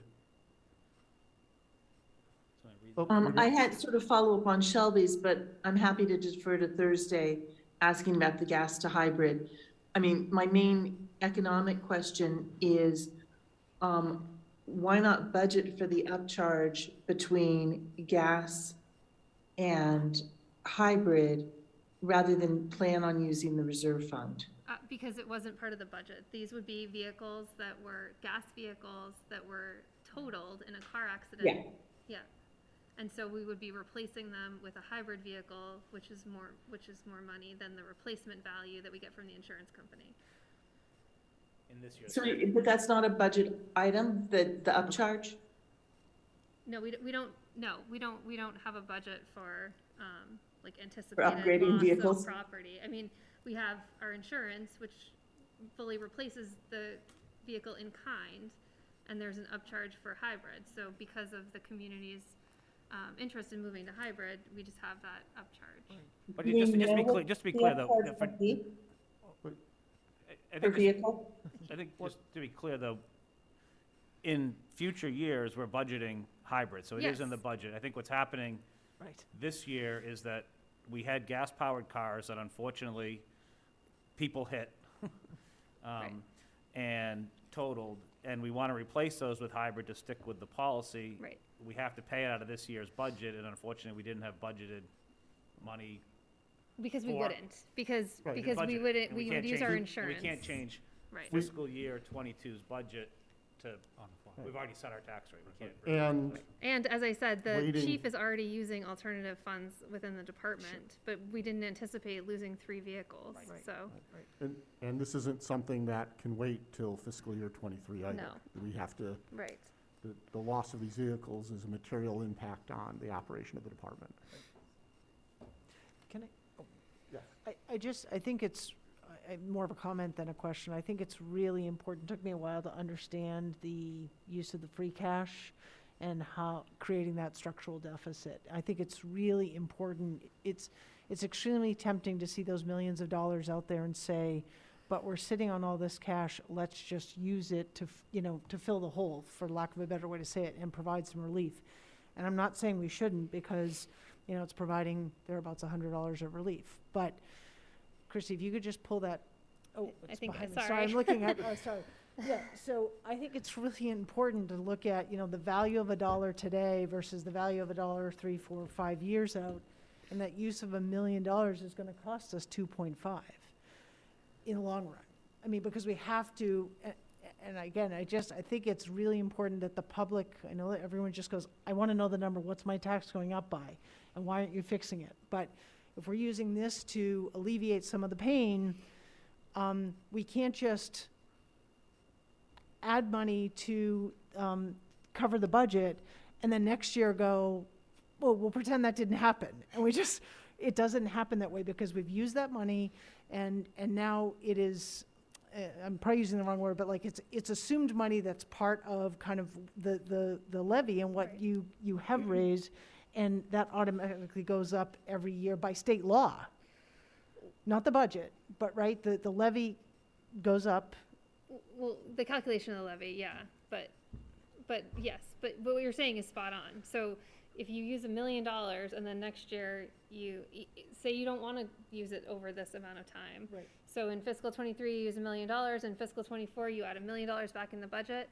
Your budget increases your average single family tax bill increases in FY24 $129 before you've got out of the gate, like just immediately. Right. And the challenge with Right, thank you. kicking the can down the road, and not just use of free cash, but even in other areas of spending where we're planning multiple years, is the risk that the economic conditions related to property value, commercial versus residential, growth versus contraction in the economy, receipts coming in, if you kick something down the road, you're betting that things will be better in the future than they are today from a revenue standpoint to the town. Otherwise, you're pushing an increase down. So having watched the school committee's budget process, a large portion of their increase is due to the fact that 2 years ago, heading into COVID with uncertainty, in negotiating union contracts, they backloaded the increases to the third year of the contract, hoping that it would be less of an increase in fiscal years 21 and 22 for the community, and we'd be out of COVID and things would be better in fiscal year 23. And now that, at the time, that seemed like a very reasonable, prudent, taxpayer-friendly approach, but now it's a point where a large portion of the school budget line item is a contractual obligation, right? That limits our ability to manage the total tax increase. And so I'm not saying don't do it, but I'm saying we really need to understand, not just from a structural deficit standpoint, but, the benefit now and the risk looking forward, 1, 2, 3 years, and potential other impacts on the taxpayer. So it's not, Yeah. Well, the other it's piece. easy to lose sleep over this stuff. It is. Well, the other piece that I would add, right, is to me, the long-term, using free cash in long-term investments that the community can enjoy and benefit from, services, infrastructure, what have you, including ARPA, has a longer run for benefit than it does for, again, I just say filling the hole. And I know that that's painful because people have to pay their bills now. But we as a board and all the committees represented here have a responsibility, not just for now, but for the long term, whether we fill these seats or not. And, we want, or I want the, future board members in the town to inherit a sound, financial future with staff, and I think we have great staff that are professionals and competent and want to work here and can do the job that they've been doing. So, anyway. Yeah, sorry, I just, probably to pile on, but everybody knows, I think this is a good forum, because I think there's probably a lot of people watching at home too, is that, and we've said this before, it's a spending problem, that we can talk about pulling revenue in 1 year, whatever, and it goes back to, I think, the conversations you had as you were getting your paper signed, as you mentioned, it's if you want the services that we have today, we have to pay for them. And that's a tough decision to make, but if we try filling holes with one-time revenue things, we're gonna get structural deficits because we're not cutting operating budgets, and eventually we're gonna run out of money to do it. So it comes to the fact, and I think, yes, we should talk about tax rates, but again, that's just shifting to one person or other. We still haven't fixed the spending problem. And I think, Chrissy, if the last slide you had, the one of the house and the things to it, I mean, and this is not a knock, this one, and anything, but take 3 lines here, debt, insurance in general, which are basically fixed costs. That's basically 30% of our single-family tax bill. Our schools are 54%. So between the two, you basically at 81, 82% of what we pay in taxes are fixed costs, insurance, debt, which is what town meeting's already voted on, schools, Forbes building, town hall renovations, athletic fields, whatever. But we've committed that money, so it's a fixed cost. We can't get out of that. We've already committed. We have to pay down that debt. But it is what it is, and people, so we talk, and some stuff is nickel and diming, and we can, I mean, I'm gonna make a proposal that we get rid of selectmen's salaries. That's gonna save us $2,500. Big whoop, but I think we get rid of it, show Second, we don't need to pay it. Take it out of the budget for good. Stop playing around with it. We don't need it. But, you know, when I hear from people, and we hear it all the time, and I cringe when I hear it, but many people say it, many people believe it, that they're here because of the school. So we have committed a lot of money to our schools. People say that's what I want to pay, but it just, you got to call it out. I love showing this, people see, because they start talking about, oh, well, you know we get emails from our favorite 3-time-a-night email person that tells us that we're overstaffed in the selectman's office, and we could get one person to take care of the town clerk, the town manager. We don't need it. We just need a town supervisor that runs everything. That'd be great. We take that, we save $100 on a single-family tax bill of $11,000. I mean, so it's just, the reality is, these are hard questions, and it's people come to expect certain things. You pay those tax bills. We want to bring tax bills down. We got to figure out where either we got to cut spending, or or we find other revenue. And I think, Shelby, your thing about what we've tried to do with businesses and attract that, and who knows what that's going to do, and who knows its value, but we should do everything.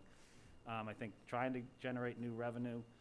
I was the one who wanted to put ads on our police cars, and I got laughed out of that. Littleton did it, so I just thought it would be a good idea. So, wrap our school buses, yeah.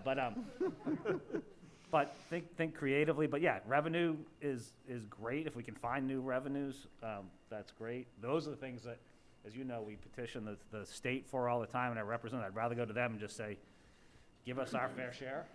We've done a lot better in the schools. Last year we saw it. Those are great ways to get it, but it's increasing our revenues. That's long-term, year-over-year revenues, and then it's expenses, and it's either we pay for it because we want those services, or we have to figure out where we cut. Patrick had his. I was just going to make one comment. This is the first time I've ever seen this slide. I love this slide. Oh, I think it should be blown up as large as this and put down in the lobby. Yeah. And maybe every building. I think this is Yeah. a super educational yeah. slide. Very We try easy to to show it read. at town meeting, but Yeah. yeah. I think it's gone out in tax bills before too, maybe.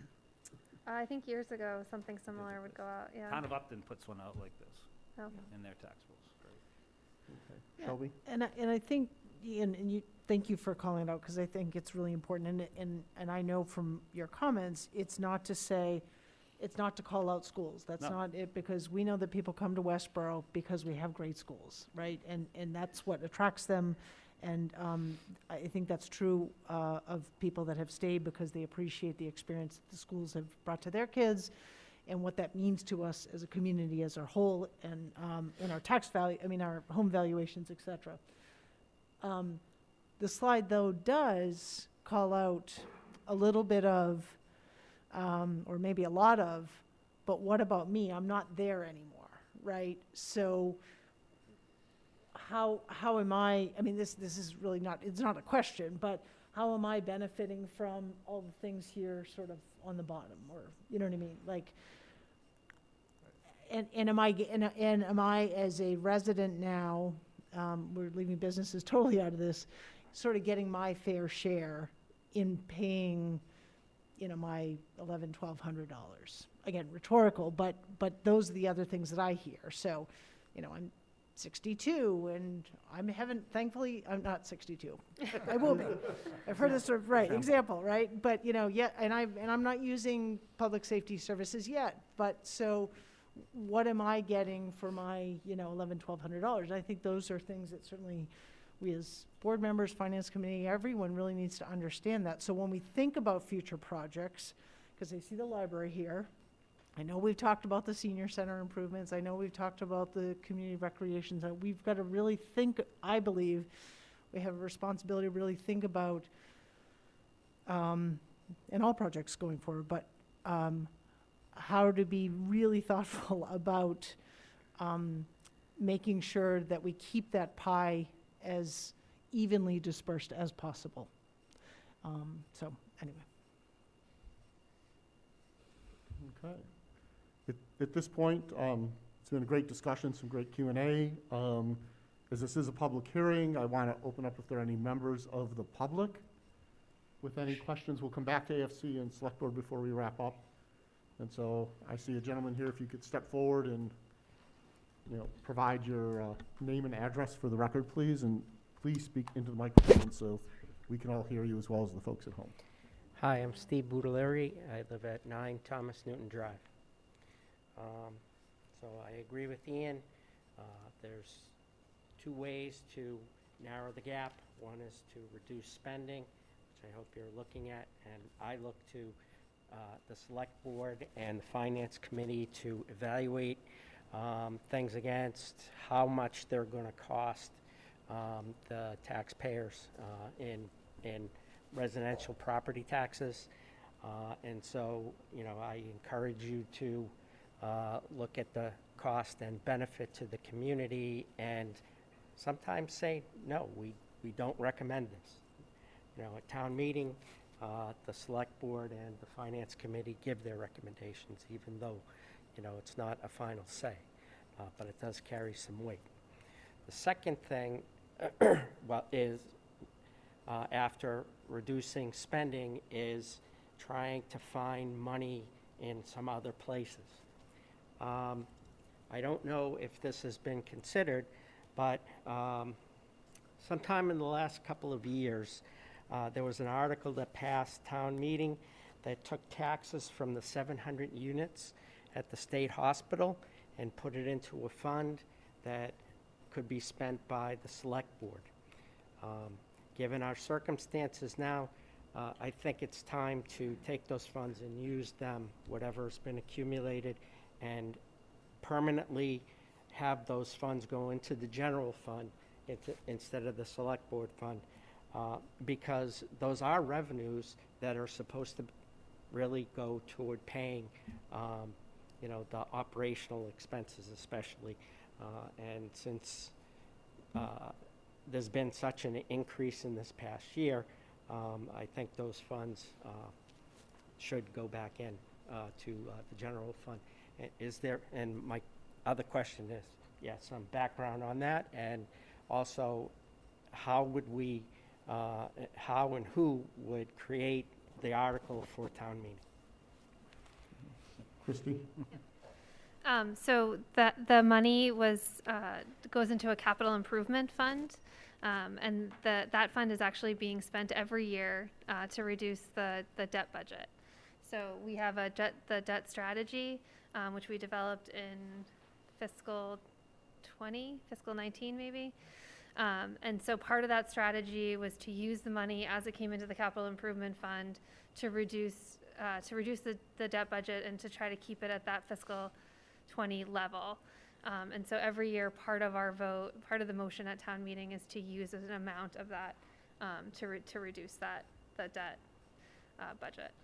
So just to be clear, just gonna say it's there's not the selectmen don't have a fund. We don't have a fund. No, This is a capital fund, and the purpose was to not just go and spend all the new revenue we got off of that Pulte development. To say, let's take it to stabilize the tax rate. So I think it was still a sound fiscal policy to say, we're gonna use that to cover debt, which is, 9% of our budget. We're using that fund every year, the revenue off Pulte, to basically cover debt and those capital projects that we're spending. Right. So, So when it was presented at town meeting, it was presented as a way to create a fund that we could fund future capital projects out of. And when we talked about that, we talked about fails, and we talked about the library and the community center. What we're doing is we're using that to pay for those projects, but also, well, the fails project, but, and also projects where we've already incurred debt, and where we knew that we were going to see a significant increase if we didn't have that as a way to reduce that budget number. And there's also, oh, go ahead, maybe you're going to say it. Go and ahead. and if I recall, the graphs about the use of those tax revenues, in the short term, which I believe is between now and either 2032 or 2035, that tax revenue is being used to pay down debt for prior existing projects and the failed school project, so it's not part of the operating budget. And after that point, it then does become a reserve where we would be able to do capital projects and fund them out of that fund without having to borrow. And that, again, saves the town money over time in the future. Now, as we get closer to 2032 or 2035, when effectively the budget impact for all of our existing capital projects, long-term borrow projects, Existing keyword. existing, keyword, not new projects, not anything that isn't already voted on and approved by town meeting, but that existing pool of projects that's currently, the debt service is being paid for in part, eventually the majority by this fund, as those projects get paid off, then yeah, the town could reconsider the structure of that fund and the use of those monies. Today, if we eliminated that fund, yes, the revenue would go into the general fund, but the debt service would go into the operating budget, and it's a wash. Well, so in fiscal '23, we're using $1.5 million from that fund to lower the debt costs, so. The other thing, Chrissy, if you can just speak, because I think of it as there are two different components of Pulte money, right? There was the sale of the property, which is what you're referring to, right? No. No, that's So, Well, right, so we have the sale of the property, so that money goes into our sale of real estate account. We have the revenues that Mr. Boulieri was talking about, which those go into this capital improvement fund annually, and then we expend them annually. And then we have the. Right, so the state- tax revenue from the project. Yes, I'm sorry. yeah, Yes, so sale of real estate separate tax, and then there's a third one, just so everyone's clear, but that is a designated use. So that money is when payments come in, they go into the stabilization account that also has to be appropriated out by town meeting, but the specific use is affordable housing and senior programs. Yep. Yes. And that third bucket is from completion of buildings and part of, if you will, a settlement, mitigation. Negotiation. Thank you. Yeah, A so a very waiver successful of affordable negotiation. units, yeah. Right, right. Yep. Okay, thank you.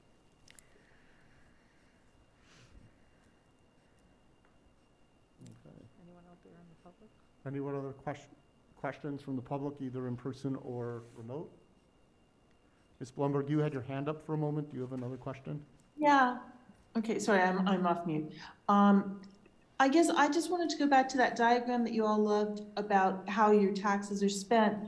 And I just want to make the comment that I feel as an AFC member that we need to keep in mind and keep reminding people that compared to our comparable dashboard neighbors, we're getting a lot of bang from our buck, thank you, Christy, and our town employees and our school employees, and that we need to have a really positive attitude that, we have chosen to both have high expectations of what we want and what value we get from the people we employ. And that cutting's going to be tough. It's just that comment. Okay, thank you. Seeing no other members of the public, do one last round for members of the Select Board and AFC. Any comments or questions? I would just, if folks found this conversation interesting, and I hope you did, I hope you watched the Budget Summit meeting. That will be televised as well, or you can always watch it on replay. But that will bring another element into the discussion, which of course is the schools. They're not represented here because that's under the jurisdiction of the school committee outside of this board. And I think that will be, a helpful discussion for folks to understand the context of what we're talking about. I'll move to close the public hearing. I'll second that. Moved and seconded. As it's a public hearing, we need a roll call vote. I'll go right to left again. Patrick? Welch, yes. Johnson, yes. Marshall, yes. Keo, yes? And Edinburgh, yes. By a vote of 5-0, the public hearing for the fiscal '23 budget is closed. Thank you very much to members of the Advisory Finance Committee and the Capital Expenditure Planning Committee, not only for being here this evening and your participation, but all of the work you've done and continue to do in service to the town and the community. And I want to thank members of the public as well who chose to attend and join us this evening, and those watching via live stream and other methods, compliments of Westboro TV.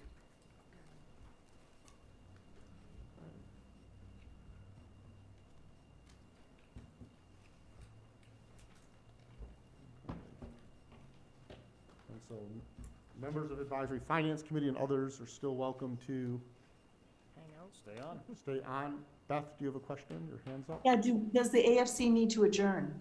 Yes, we do. I believe so, if you want to. Yep. So can I have a motion to adjourn, please? Motion to adjourn. Second? Second? Bolin, yes. Leslie, yes. Blumberg, yes. Vicky, yes. Moretti, yes. And what about? We're adjourned. And Capital Expenditures Planning Committee, Yep. Capital Expenditure Planning Committee. a move to adjourn. Who we got? Yeah. They're all adjourning. I think Seconded. Leah's on there. Okay. Leah's on there too. So we're adjourned. Okay. Thank you. So moved. So seconded. So voted. Okay. Okay, so next on the agenda, and we are, Oh, it's just our vote to proceed. Okay. No. okay, next on the agenda is a presentation and recommendation from the Community Preservation Act Exploratory Committee.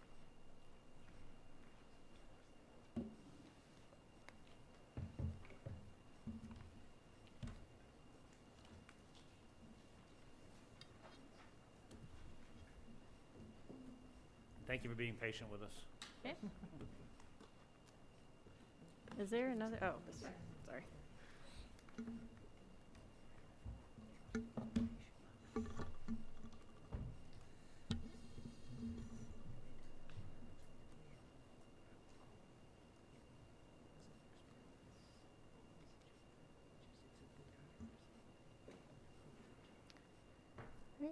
So thank you for having us tonight. My name is Jen Doherty, and I'm the chair of the Community Preservation Act Exploratory Committee.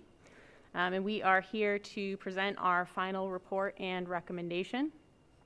As a reminder, we were appointed in November of 2020, and we were charged with considering the Community Preservation Act, exploring whether Westboro should adopt it or not. We have 8 members on our committee. Most of them are representatives of other town boards. The Planning Board, I'm on the Historical Commission, the Recreation Commission. We have Shelby on our board, the Finance Director, Leah, as well as 2 at-large members. So I'll go over just a really brief reminder of what the Community Preservation Act is, and then I'll get into our work to date, and then our final recommendation. So as a reminder, the Community Preservation Act, also known as CPA, is state legislation that was signed into law in 2000. It allows communities to set aside funds for 3 categories: affordable housing, open space and recreation, and historic preservation. The funds come from two different pots of money. The first is a surcharge of up to 3% that communities place on their real estate tax bills. The community decides the surcharge percentage, and there are also several exemptions that they can choose from under state law. The second pot of money comes from the Community Preservation Trust Fund, a state fund that matches partially what communities raise with their surcharge. And this is collected from fees at the Registry of Deeds. It's important to note that regardless of whether a community has adopted CPA or not, they are paying into the Community Preservation Trust Fund every time their community members record something at the Registry of Deeds. So this program has been in place for 20 years now, over 20 years. Westboro residents have been paying into the Community Preservation Trust Fund, and the funds have been going to other communities that have already adopted CPA. As I mentioned, the funds are dedicated to affordable housing, open space and recreation, and historic preservation. Communities must allocate 10% of their funds to each of those three categories every year, 30% total. They can use 5% of their funds for administrative costs, and then the remaining 65% can be spent as the community desires. The funds do not expire. They can be banked for future years, and they earn interest. They do not go back into the general fund. They can only be used for those three CPA categories, and they can also be used to bond for larger projects. Once a community adopts CPA, they establish a community preservation committee to oversee the funds, and all funding requests are ultimately voted on by town meeting. So there's a lot of local control over how the funds are ultimately spent. To date, 187 communities in Massachusetts have adopted the Community Preservation Act, including most of Westboro's neighbors. And right now, Lakeville and Pepperell have already added the Question of Community Preservation Act to their municipal election ballot for spring of 2022. So there could soon be 2 additional communities. So now I'll talk a bit about what we've done to date since November of 2020. So obviously the biggest piece was figuring out the numbers. Leah and Shelby were our finance subcommittee working with the chief assessor to kind of run through that up to 3% surcharge, looking at the different exemptions, and what the different numbers might be if we adopted different exemptions or surcharges. We reviewed a lot of materials from the Community Preservation Coalition, which is a statewide nonprofit that supports Community Preservation Act communities. We looked at a lot of the existing town plans, which make recommendations around adopting Community Preservation Act.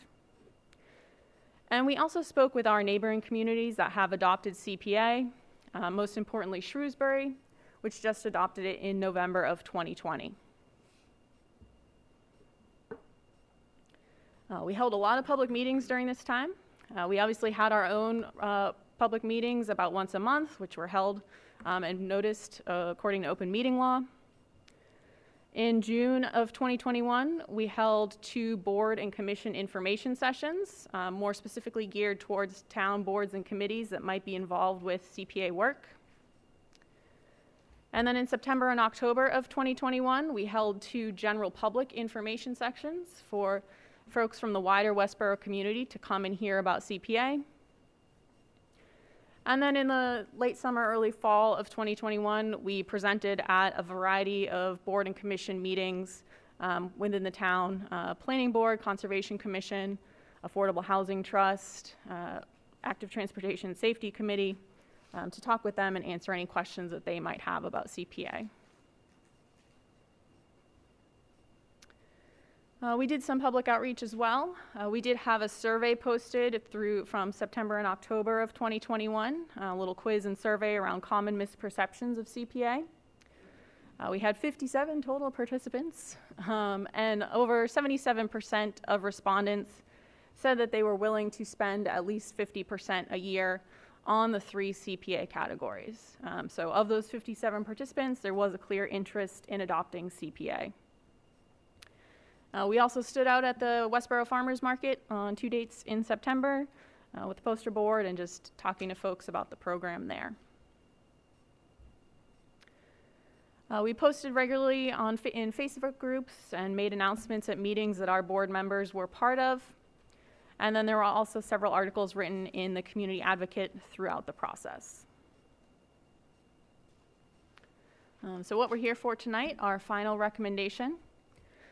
In November, we did vote to recommend that the Select Board place the question of CPA on the 2022 annual town meeting warrant. We recommended that we go forward with a 0.5% surcharge and with the following exemptions. A total exemption for low-income property owners, a total exemption for low and moderate income senior property owners, an exemption of the first $100,000 of valuation for residential property owners, and an exemption of the first $100,000 of valuation for commercial and industrial property owners. So what would that get us here in Westboro? Well, I will say these numbers are based on FY21 information as well. But for residential property owners, that 0.5% surcharge and $100,000 exemption would be about a $42 impact to their tax bill. For commercial and industrial properties, it would obviously be higher.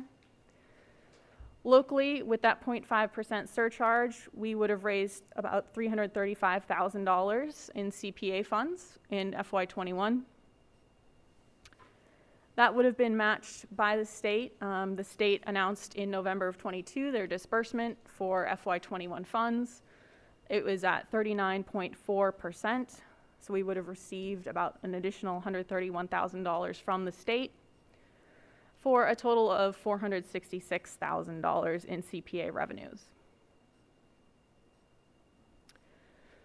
And regarding that 39.4% state match, in December of 2021, Governor Baker did add $10 million in surplus state budget funds to the Community Preservation Trust Fund. And last week, this was dispersed to communities as an addition to their November 2021 match, which actually brought that 39.4% number up to 43.8%.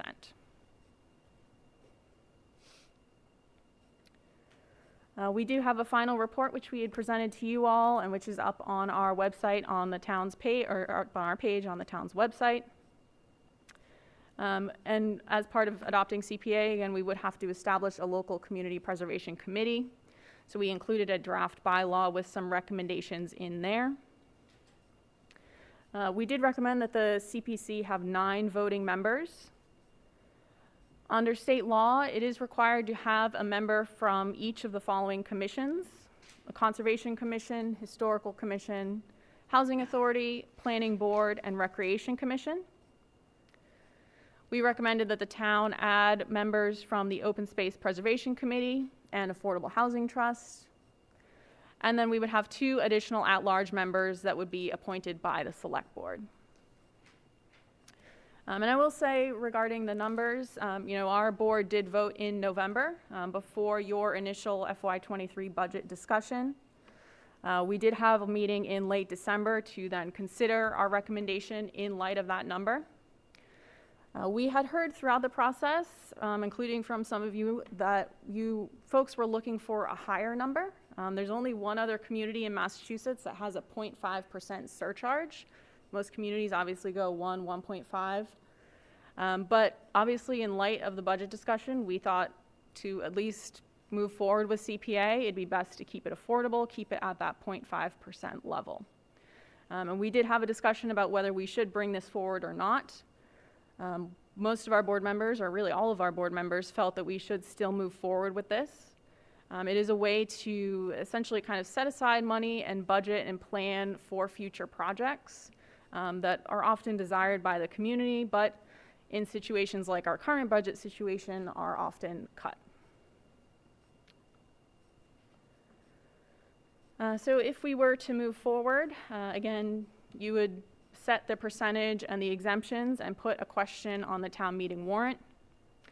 If a majority of voters approve, there would be a question on the next regularly scheduled ballot. And again, if a majority of voters approve there, Westboro would have adopted CPA, and we would need to establish a community preservation committee. So a bit more specifically of what that would look like. Again, annual town meeting would be in March. If we approve it there, we would have it on the November 2022 election or ballot. At March 2023 annual town meeting, we would establish our Community Preservation Committee by adopting a bylaw there. We would not begin collecting funds until July of 2023. So while you all were talking about the FY23 budget, these funds would actually not impact the community until FY24. We would receive our first disbursement from the state in November of 2024, and then we would be able to approve our first projects at annual town meeting in March of 2025. So it's a bit of an extended process, an extended impact, but again, our committee has recommended that Westboro should move forward with adopting the Community Preservation Act. We do still have our email live if folks want to email us any comments or questions as well. But now I can take questions or comments from the board. Oh, Thank you very much. Chris had some comments she wanted to add as well. Is there ever a time I don't have a comment? Hi, I'm Chris Allen from 8 Edward Dunn Way, and I've been a member of the CPA Exploratory Committee, which was beautifully chaired by Jen Doherty. What I want to say, however, is picking up on what Shelby said. What's the benefit? You know, a lot of people say, it's a nice idea, other towns have it. Does Westboro need it? How would I benefit? Well, just this weekend, as Ian knows, I gave a talk on the history of Westboro State, and as I was standing in front of 65 people who came out in the cold to hear the history of Westboro State, particularly because they want to know what's going on with those old buildings up now. We looked up on the hill, and there was a vacant building or a big building, and residents, particularly residents from Pulte, asked, what buildings are being torn down? What buildings are going to be used for something? What's going to be up there in my neighborhood? And they pointed to a great big brick building, one of the few standing, which happened to be called Allen Hall. And we asked Ian, and Ian said, and Ian was there because his son Liam had constructed the beautiful pavilion that we were standing in for his Eagle Scout project. And Ian noted that Allen Hall is owned by Westboro on state, which we bought from the state in 2014, I believe. And what's interesting is CPA funds could be used to renovate that hall for affordable senior housing. And I know how much we know and need it because I've spent many, many years on the housing partnership.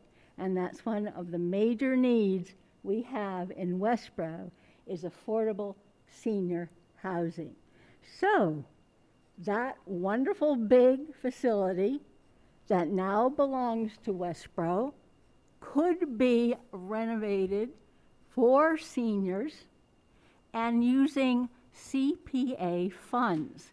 And I just conferred with Leah and Jen, and we would be able to spend about $296,000 a year for this project, because that is 65% of the annual benefit we would get from CPA funds.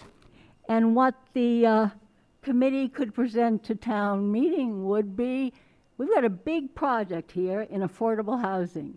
We need it. Let's shoot all our money that we can from CPA funds into providing affordable senior housing at the former Westboro State Hospital in a building we already owned, and just like Del Webb's PR is overlooking beautiful Lake Chauncey. So thank you.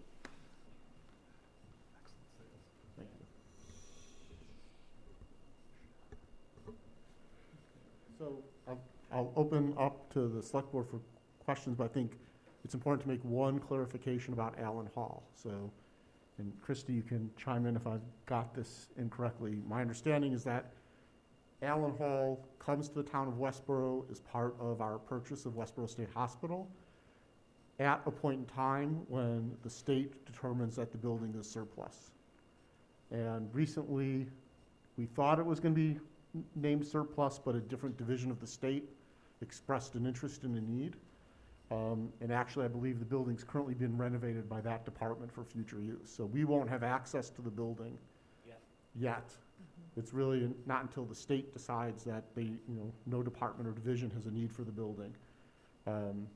That said, to the comments just made, when that building does eventually transfer to the town, converting it for use for affordable housing for senior citizens is a viable option, and will certainly cost more than $295,000. So a year. Well, 1 year's worth. So having the Community Preservation Act in place now, or starting for fiscal year 2024, allows the accumulation of funds so that when the time comes that the building comes in, there are funds available to do that type of conversion.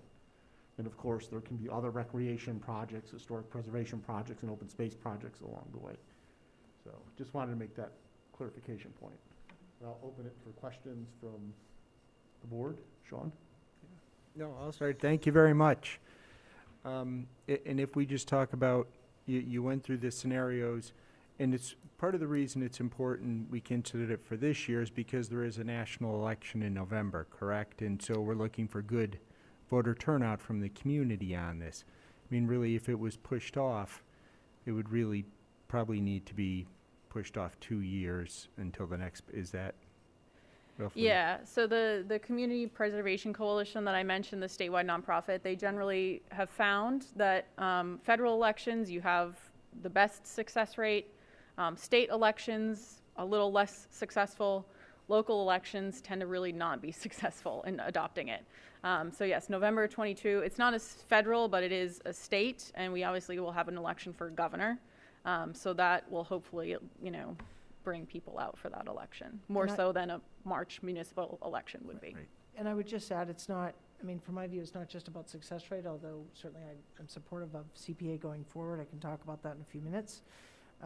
But it's also about having, broad community turnout to exercise their right to vote and come out in support or not. So while the odds are favorable, if you will, based on, 187 other communities, that is also an important part of this, because unfortunately we know that more people turn out to vote than do at town meeting. Yeah. So. No, thank you. Thank you. Patrick?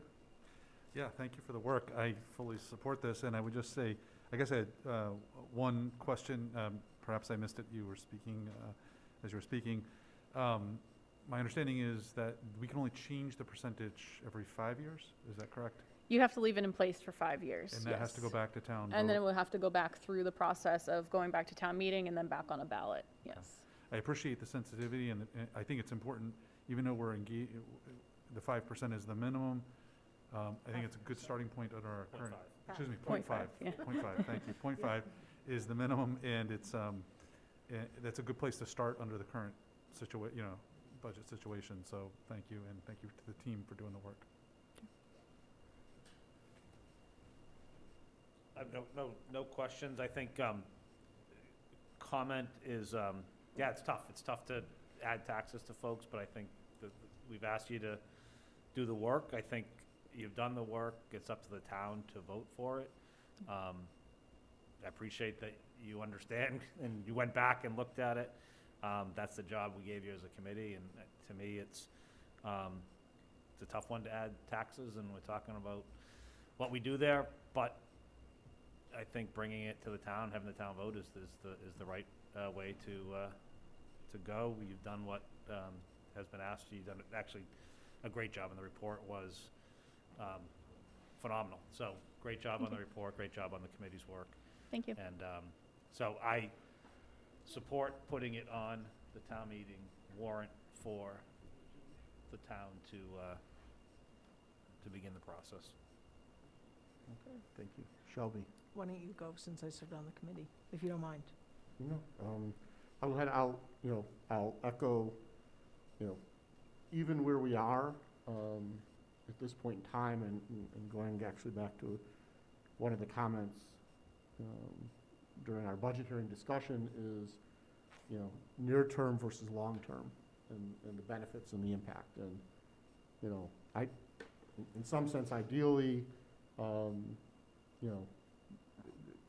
if this had been considered and adopted years ago, the town would have been benefiting from matches on projects of importance to the community and a priority of the community that actually offsets the amount of money the community would need to spend, whether it's out of free cash or tax levy or borrow, which hits the budget.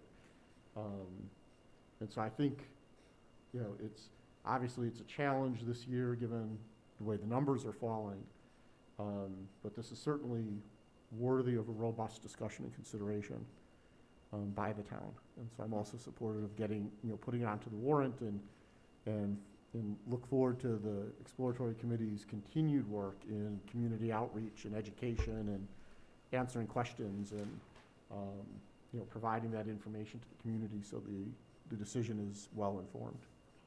I just, I switched the slides so you can see what our neighbors have been collecting over the past, for most of them, 15 or 20 years. Shrewsbury obviously is the most recent one that adopted in 2020. Hopkinton's all the way up at $20 million that they've collected, 7, 8, 9 million for the rest of them. I also wanted to note that we missed the boat. In 2000, I was on the committee and helping to present CPA at Westboro Town Meeting. I think, and unfortunately, other towns like Hopkinton, who has now $20 million from their affirmative vote for CPA in 2001, Westboro, for some reason, although we worked hard, voted no at town meeting. No, we didn't get to town meeting. We tried to get it to town meeting, let's put it that way. So therefore, just as Alan had said, we could have made a lot of money, but didn't. This is the time we can. And I wanted to note, and particularly all of us on the board realize, we presented this to many boards in town. And the planning board has approved putting it on town warrant, as has, who else, Dan? So we got, letters of support are in the report, but we got letters from the Planning Board, Conservation Commission, Historical Commission, Recreation Commission, a sort of tentative letter from the Affordable Housing Trust. They didn't formally vote. And I think that was it from the key boards that we've talked to. Right, so those departments in town are for at least getting this on the warrant, like we didn't do 22 years ago, and voting for it. And I think most of those departments are in favor of the CPA, but that's up to the voters at town meeting.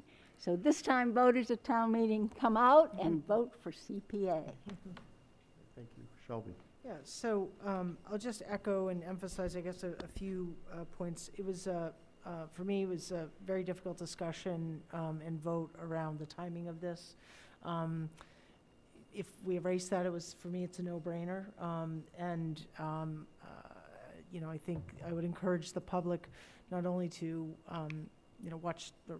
watch and review this presentation, but actually to take the time to read the report, because there's a lot of good information in there.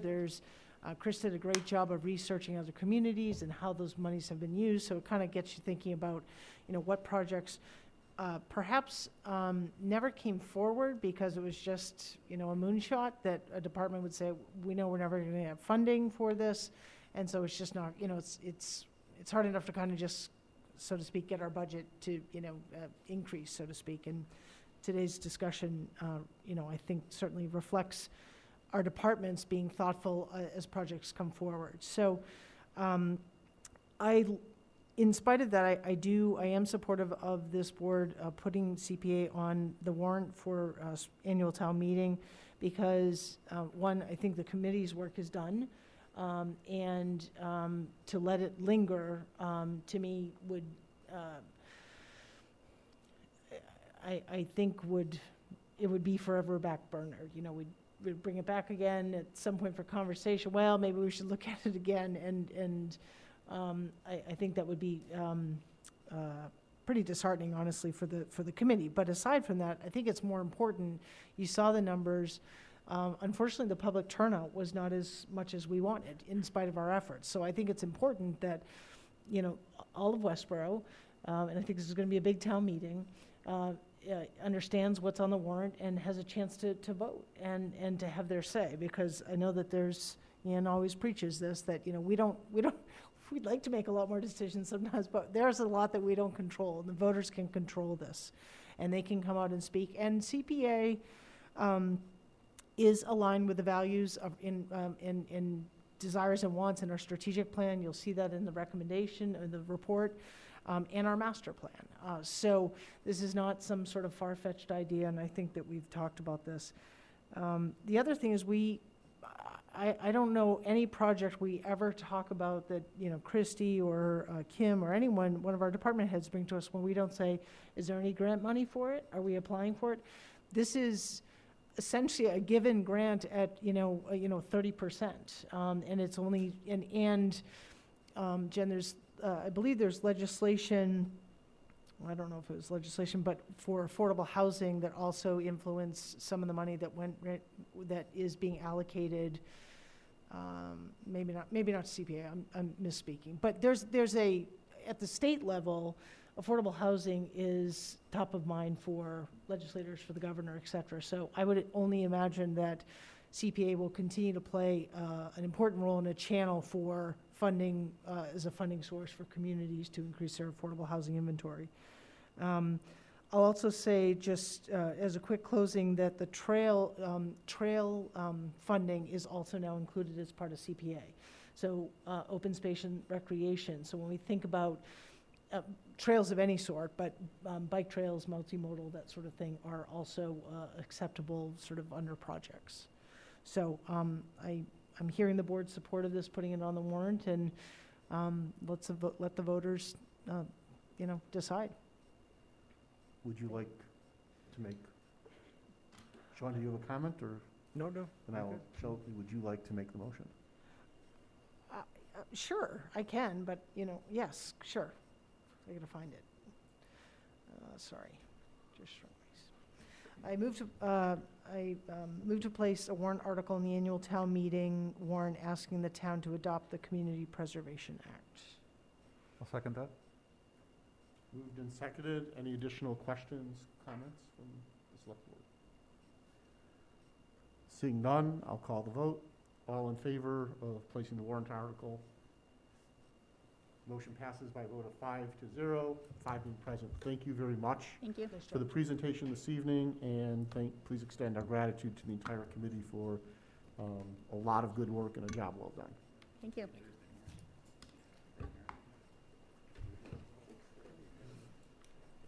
So next on the agenda is an update and next steps in regard to 231 Turnpike Road, also known as Regal Cinema. And I will hand this off to Christy. Thanks. I just wanted to give an update for the public. We've certainly received a lot of inquiries over the years, and so I just want to just give some information about where we're at now. In 2017, the Regal Cinema actually left the building, and so there was discussion about and sort of a search for who the owners of that property were, and so at a subsequent town meeting, there was an article for the town to do an appraisal of that property, and then to also do a borrow at another town meeting in the future if the board were to take the property by eminent domain. So we did move through that process with an RFP. but ultimately decided to go through the tax title process. And so that's where we've been, I think, since 2019. On January 6th of 2022, the court made the determination to foreclose on the property, and so now the town is the owners of that property. And so at a recent meeting, you actually appointed our treasurer collector, Bob Haley, as the custodian of the property, which is typical of what we do when we receive these tax title properties. At this point, next steps for the board's consideration is how to move through disposing of the property. There are really two options. One is an auction process, which is typical of what we would do with a foreclosure. And so there would be a public auction, and so we would hire someone potentially to come out and hold that auction, which is what we've done historically. Another option would be to go to town meeting and ask the town meeting to transfer the property from the custodian to the select board for disposition purposes. And then at that point, the board could again issue some sort of RFP related to the property. And so those are two things that the board will consider and can consider in executive session, and that's where your discussions will be. But for the public, we just wanted to be clear about where we're at with the property, what the options are. Certainly, like any other building, there are carrying costs related to the property, so insurance, maintenance, certainly. I think we're all looking forward to getting this building back on the tax rolls. And so this is just an update, and I'm sure the board, as we move forward, we will keep the public informed, but I think we've received a lot of questions, and so we just wanted to give this public update on where we're at. Okay, thank you very much. Okay.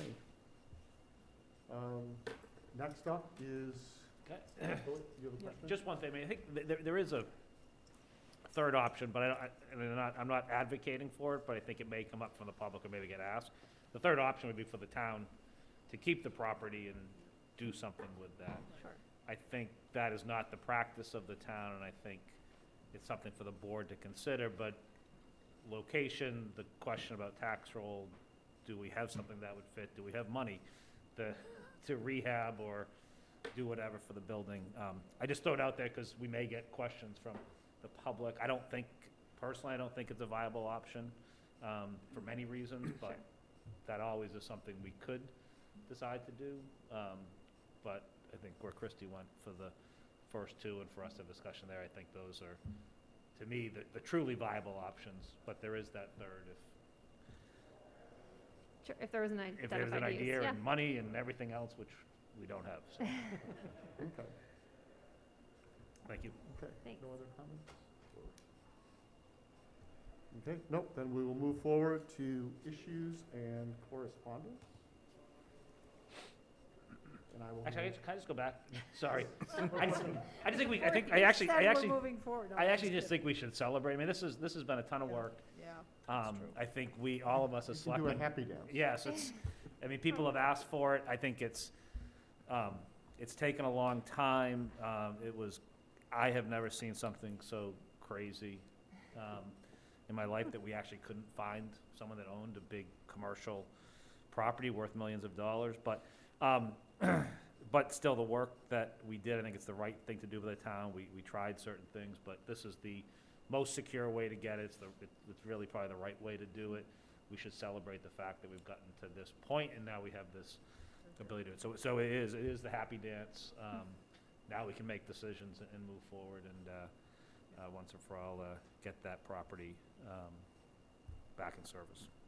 Okay, thank you. Anything else? I'm done now. Are you sure? Okay. Okay, so next on the agenda is issues and correspondence. And I was gonna go right to left, but I have to start with Ian. Just one real quick thing, we did have as a member of the Municipal Building Committee, just an update that we did have a meeting yesterday morning, and continue to move forward, very close, made of closing out stuff with the Forest Municipal building. So it is in our sights with things we're looking at, a couple things, pieces that we need to work on still now, but I think we have a direction and are moving that forward. So good news there. Committee still works on it, and we're close to finalizing that project. So just wanted to give that update. That's all I had. Okay, great. Now I'll go left. Sean. Okay, thank you. So the Library Building Committee, we've had multiple meetings since this committee last met. We had 3 finalists who presented to us a couple weeks ago. Then yesterday we met with the architect, Lamero and Pagano. That was the originally selected architect, and sort of had a follow-up meeting with them. Today, we met with 2 members of the Massachusetts Board of Library Commissioners, and had an excellent meeting for an hour and a half. And multiple other towns were invited as well who have projects coming up, and really were able to learn a lot. In looking at the library project, I mean, and there'll be a lot more detail on this coming up, but I mean, we learned things like, you know, how much we could potentially change the project, which is not really very much. You know, we can't really change the square footage, we can't change the site. We could make changes within the building. We would have to bring those changes back to the MBLC for their approval and agreement that they were acceptable changes. So as we're looking and trying to determine cost for the project, you know, we did get some answers on exactly how much, you know, leeway we have. So that's a heads up. Next Tuesday, we'll have another meeting. That'll be February 1st, and at that meeting, hopefully, we will make a priority on the individual OPM finalists and begin negotiating a contract with one of them. So that's where we are. Thank you. Okay, thank you. Patrick. Yeah, I guess a couple of things. I was able to catch the news on my way here tonight, and for those that aren't aware, we're expected to get a major nor'easter on Friday into Saturday, excuse me. So I just remind the community that please be looking out for your neighbors and be careful. A couple things. Youth and Family Services offers a free online mental health screenings, and you can find more on the Youth and Family Town website if you need those services. The Senior Veterans Tax Work Program applications are due to the Senior Center by February 4th. It's Chinese New Year on February 1st. It's the Year of the Tiger, so celebrate for all those due. The tax exemption applications are available at the Board of Assessors office and need to be returned by April 1st. I mentioned this earlier, but there is a public hearing planned by the Planning Board on February 8th to go over a couple of articles, specifically to see if the town will vote to amend its zoning bylaws on Article 4 of Special Regulations. Also another hearing in regards to the off-premise signs and the billboard potential out on 495. And then finally, a public hearing on the town meeting articles to see if the town will vote to amend its zoning bylaws on Article 2 of district regulations. And then finally, I'll just mention at the last planning board meeting, there was a discussion on the Housing Choice Act.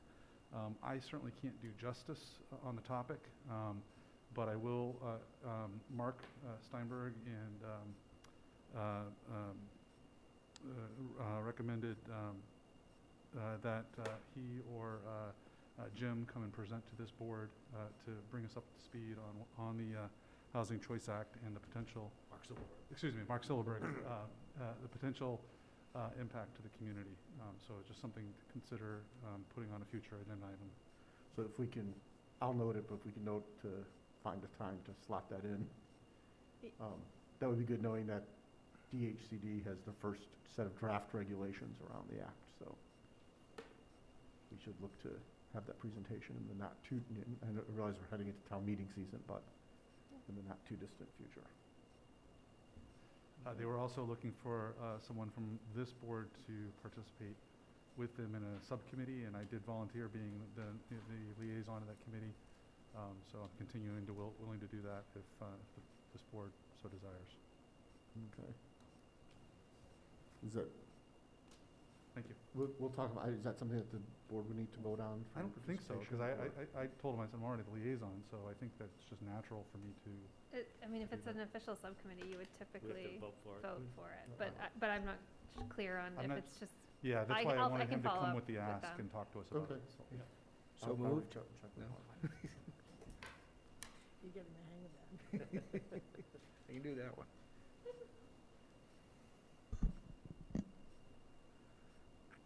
Okay. Shelby? Couple quick updates from committees I'm on or liaison to. First, diversity and inclusion. At our last meeting, which was last week, we voted unanimously to support bringing forward to the select board a request for, I guess, commissioning, for lack of a better way to say it, a community-wide survey. So we've spent months, year, Kim, you can speak to this, kind of going around and around and around on, do you do a survey of services, or do you ask what's needed, like the chicken or the egg? So we've landed on this community-wide survey, and the concept would be that our chair would come before the board and ask for our support to move forward with an RFP. Kim, keep me honest here. Because of the cost of the study, and then ultimately that would have to be, appropriated at town meeting. So just as a heads up that that will be a request coming through you, Mr. Chair, for that presentation. That would not be something for this, town meeting. So there would, it would be more like October town meeting would be something. So, take a deep breath for a moment. Also want to point out that we do still have a member vacancy on that committee, and if you're interested, contact our town manager. She appoints that position, and encourage folks to watch a couple meetings if you are interested in the topic. We'd love to have you. Also want to acknowledge longtime member Rana Rappaport. Rana was one of the first, she was served on the very first iteration of diversity and inclusion when it was created as a committee, and sadly she passed away after a long-term health issue on December 31st of this past year. So,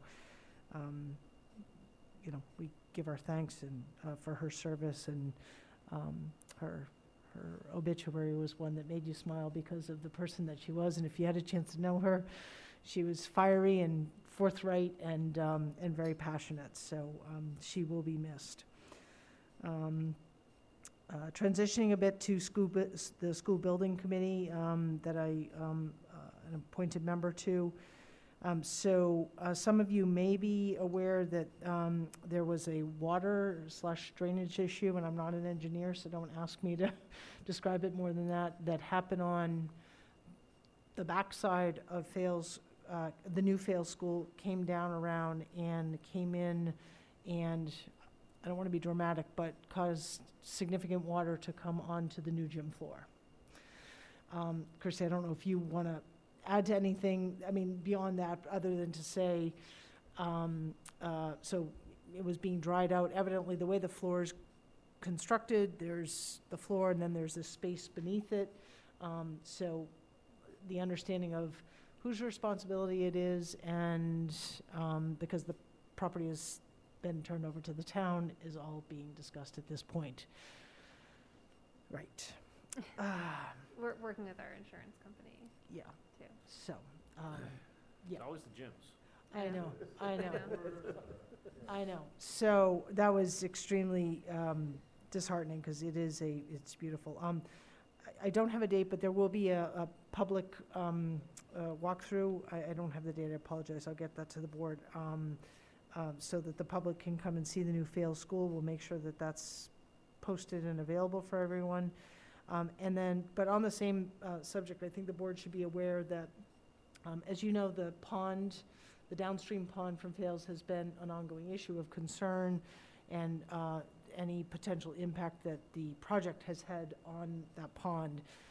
So Conservation has been, the commission and our director, Sherry Wittes, have been intimately involved in this project and on-site regularly, et cetera.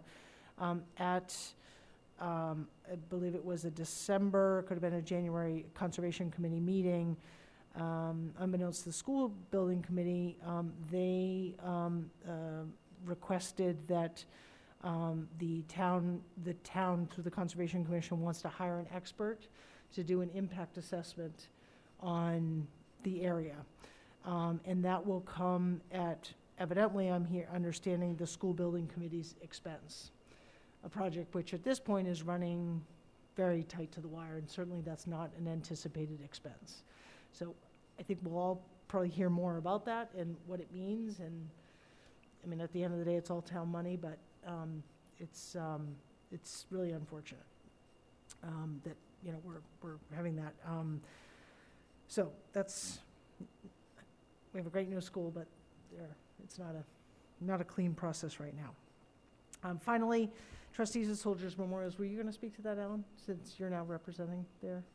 Go ahead. Okay, so I just want to let folks know, we need all trustees have to be elected, and the deadline to pull papers for that has passed, but if anyone is interested in serving, we do have two current members who are interested in serving, and we'll help them with a writing campaign, but we need additional members because neither the town manager nor the select board can appoint those members. And there's a lot of work going on with the trustees right now, including plans for the new cemetery and that memorial. So if you're interested in that kind of work and committee work, please contact our town manager, and or you can contact Alan because he's now the representative. And some of those positions are reserved for veterans, Yep. and some are reserved for members of the general public. Right. So anyway, that's all I have today. Thank you. Thank you, and thank you for covering that last item. So therefore, I do not have anything specific for Oh, issues God, of I'm correspondence sorry. tonight. No, I'm happy to have the break Okay. to rest the voice. So at this point, I would, next on the agenda is to move into executive session, so I will entertain a motion. Yeah, I move to enter into an executive session under Mass General Law, Chapter 30A, Section 21A3, to discuss strategy with respect to collective bargaining with police supervisors and the Department of Public Works unions, under Mass General Law, Chapter 30A, Section 21A6, to consider the purchase, exchange, lease, or value of real estate at 0 Ruggles Street, and under Mass General Law, Chapter 30A, Section 21A7, to act under the authority of the Select Board to approve the executive session minutes as noted, October 12th, 2021, October 18th, 2021, October 26th, 2021, November 9th, 2021, November 23rd, 2021, December 14th, 2021, and December 21st, 2021. And I declare that an open meeting would have a detrimental effect on the board's bargaining and litigating positions. We will not be reconvening in open session. Is there a second to the motion? Second. So moved and seconded. We'll move to a roll call vote. Patrick? Welch, yes. Johnson, yes. Marshall, yes. Keo, yes? And Edinburgh, yes. So by a vote of 5-0, we are adjourned to executive session. Thank you, Westboro TV, for, again, excellent coverage and support with the hybrid structure of our meeting this evening.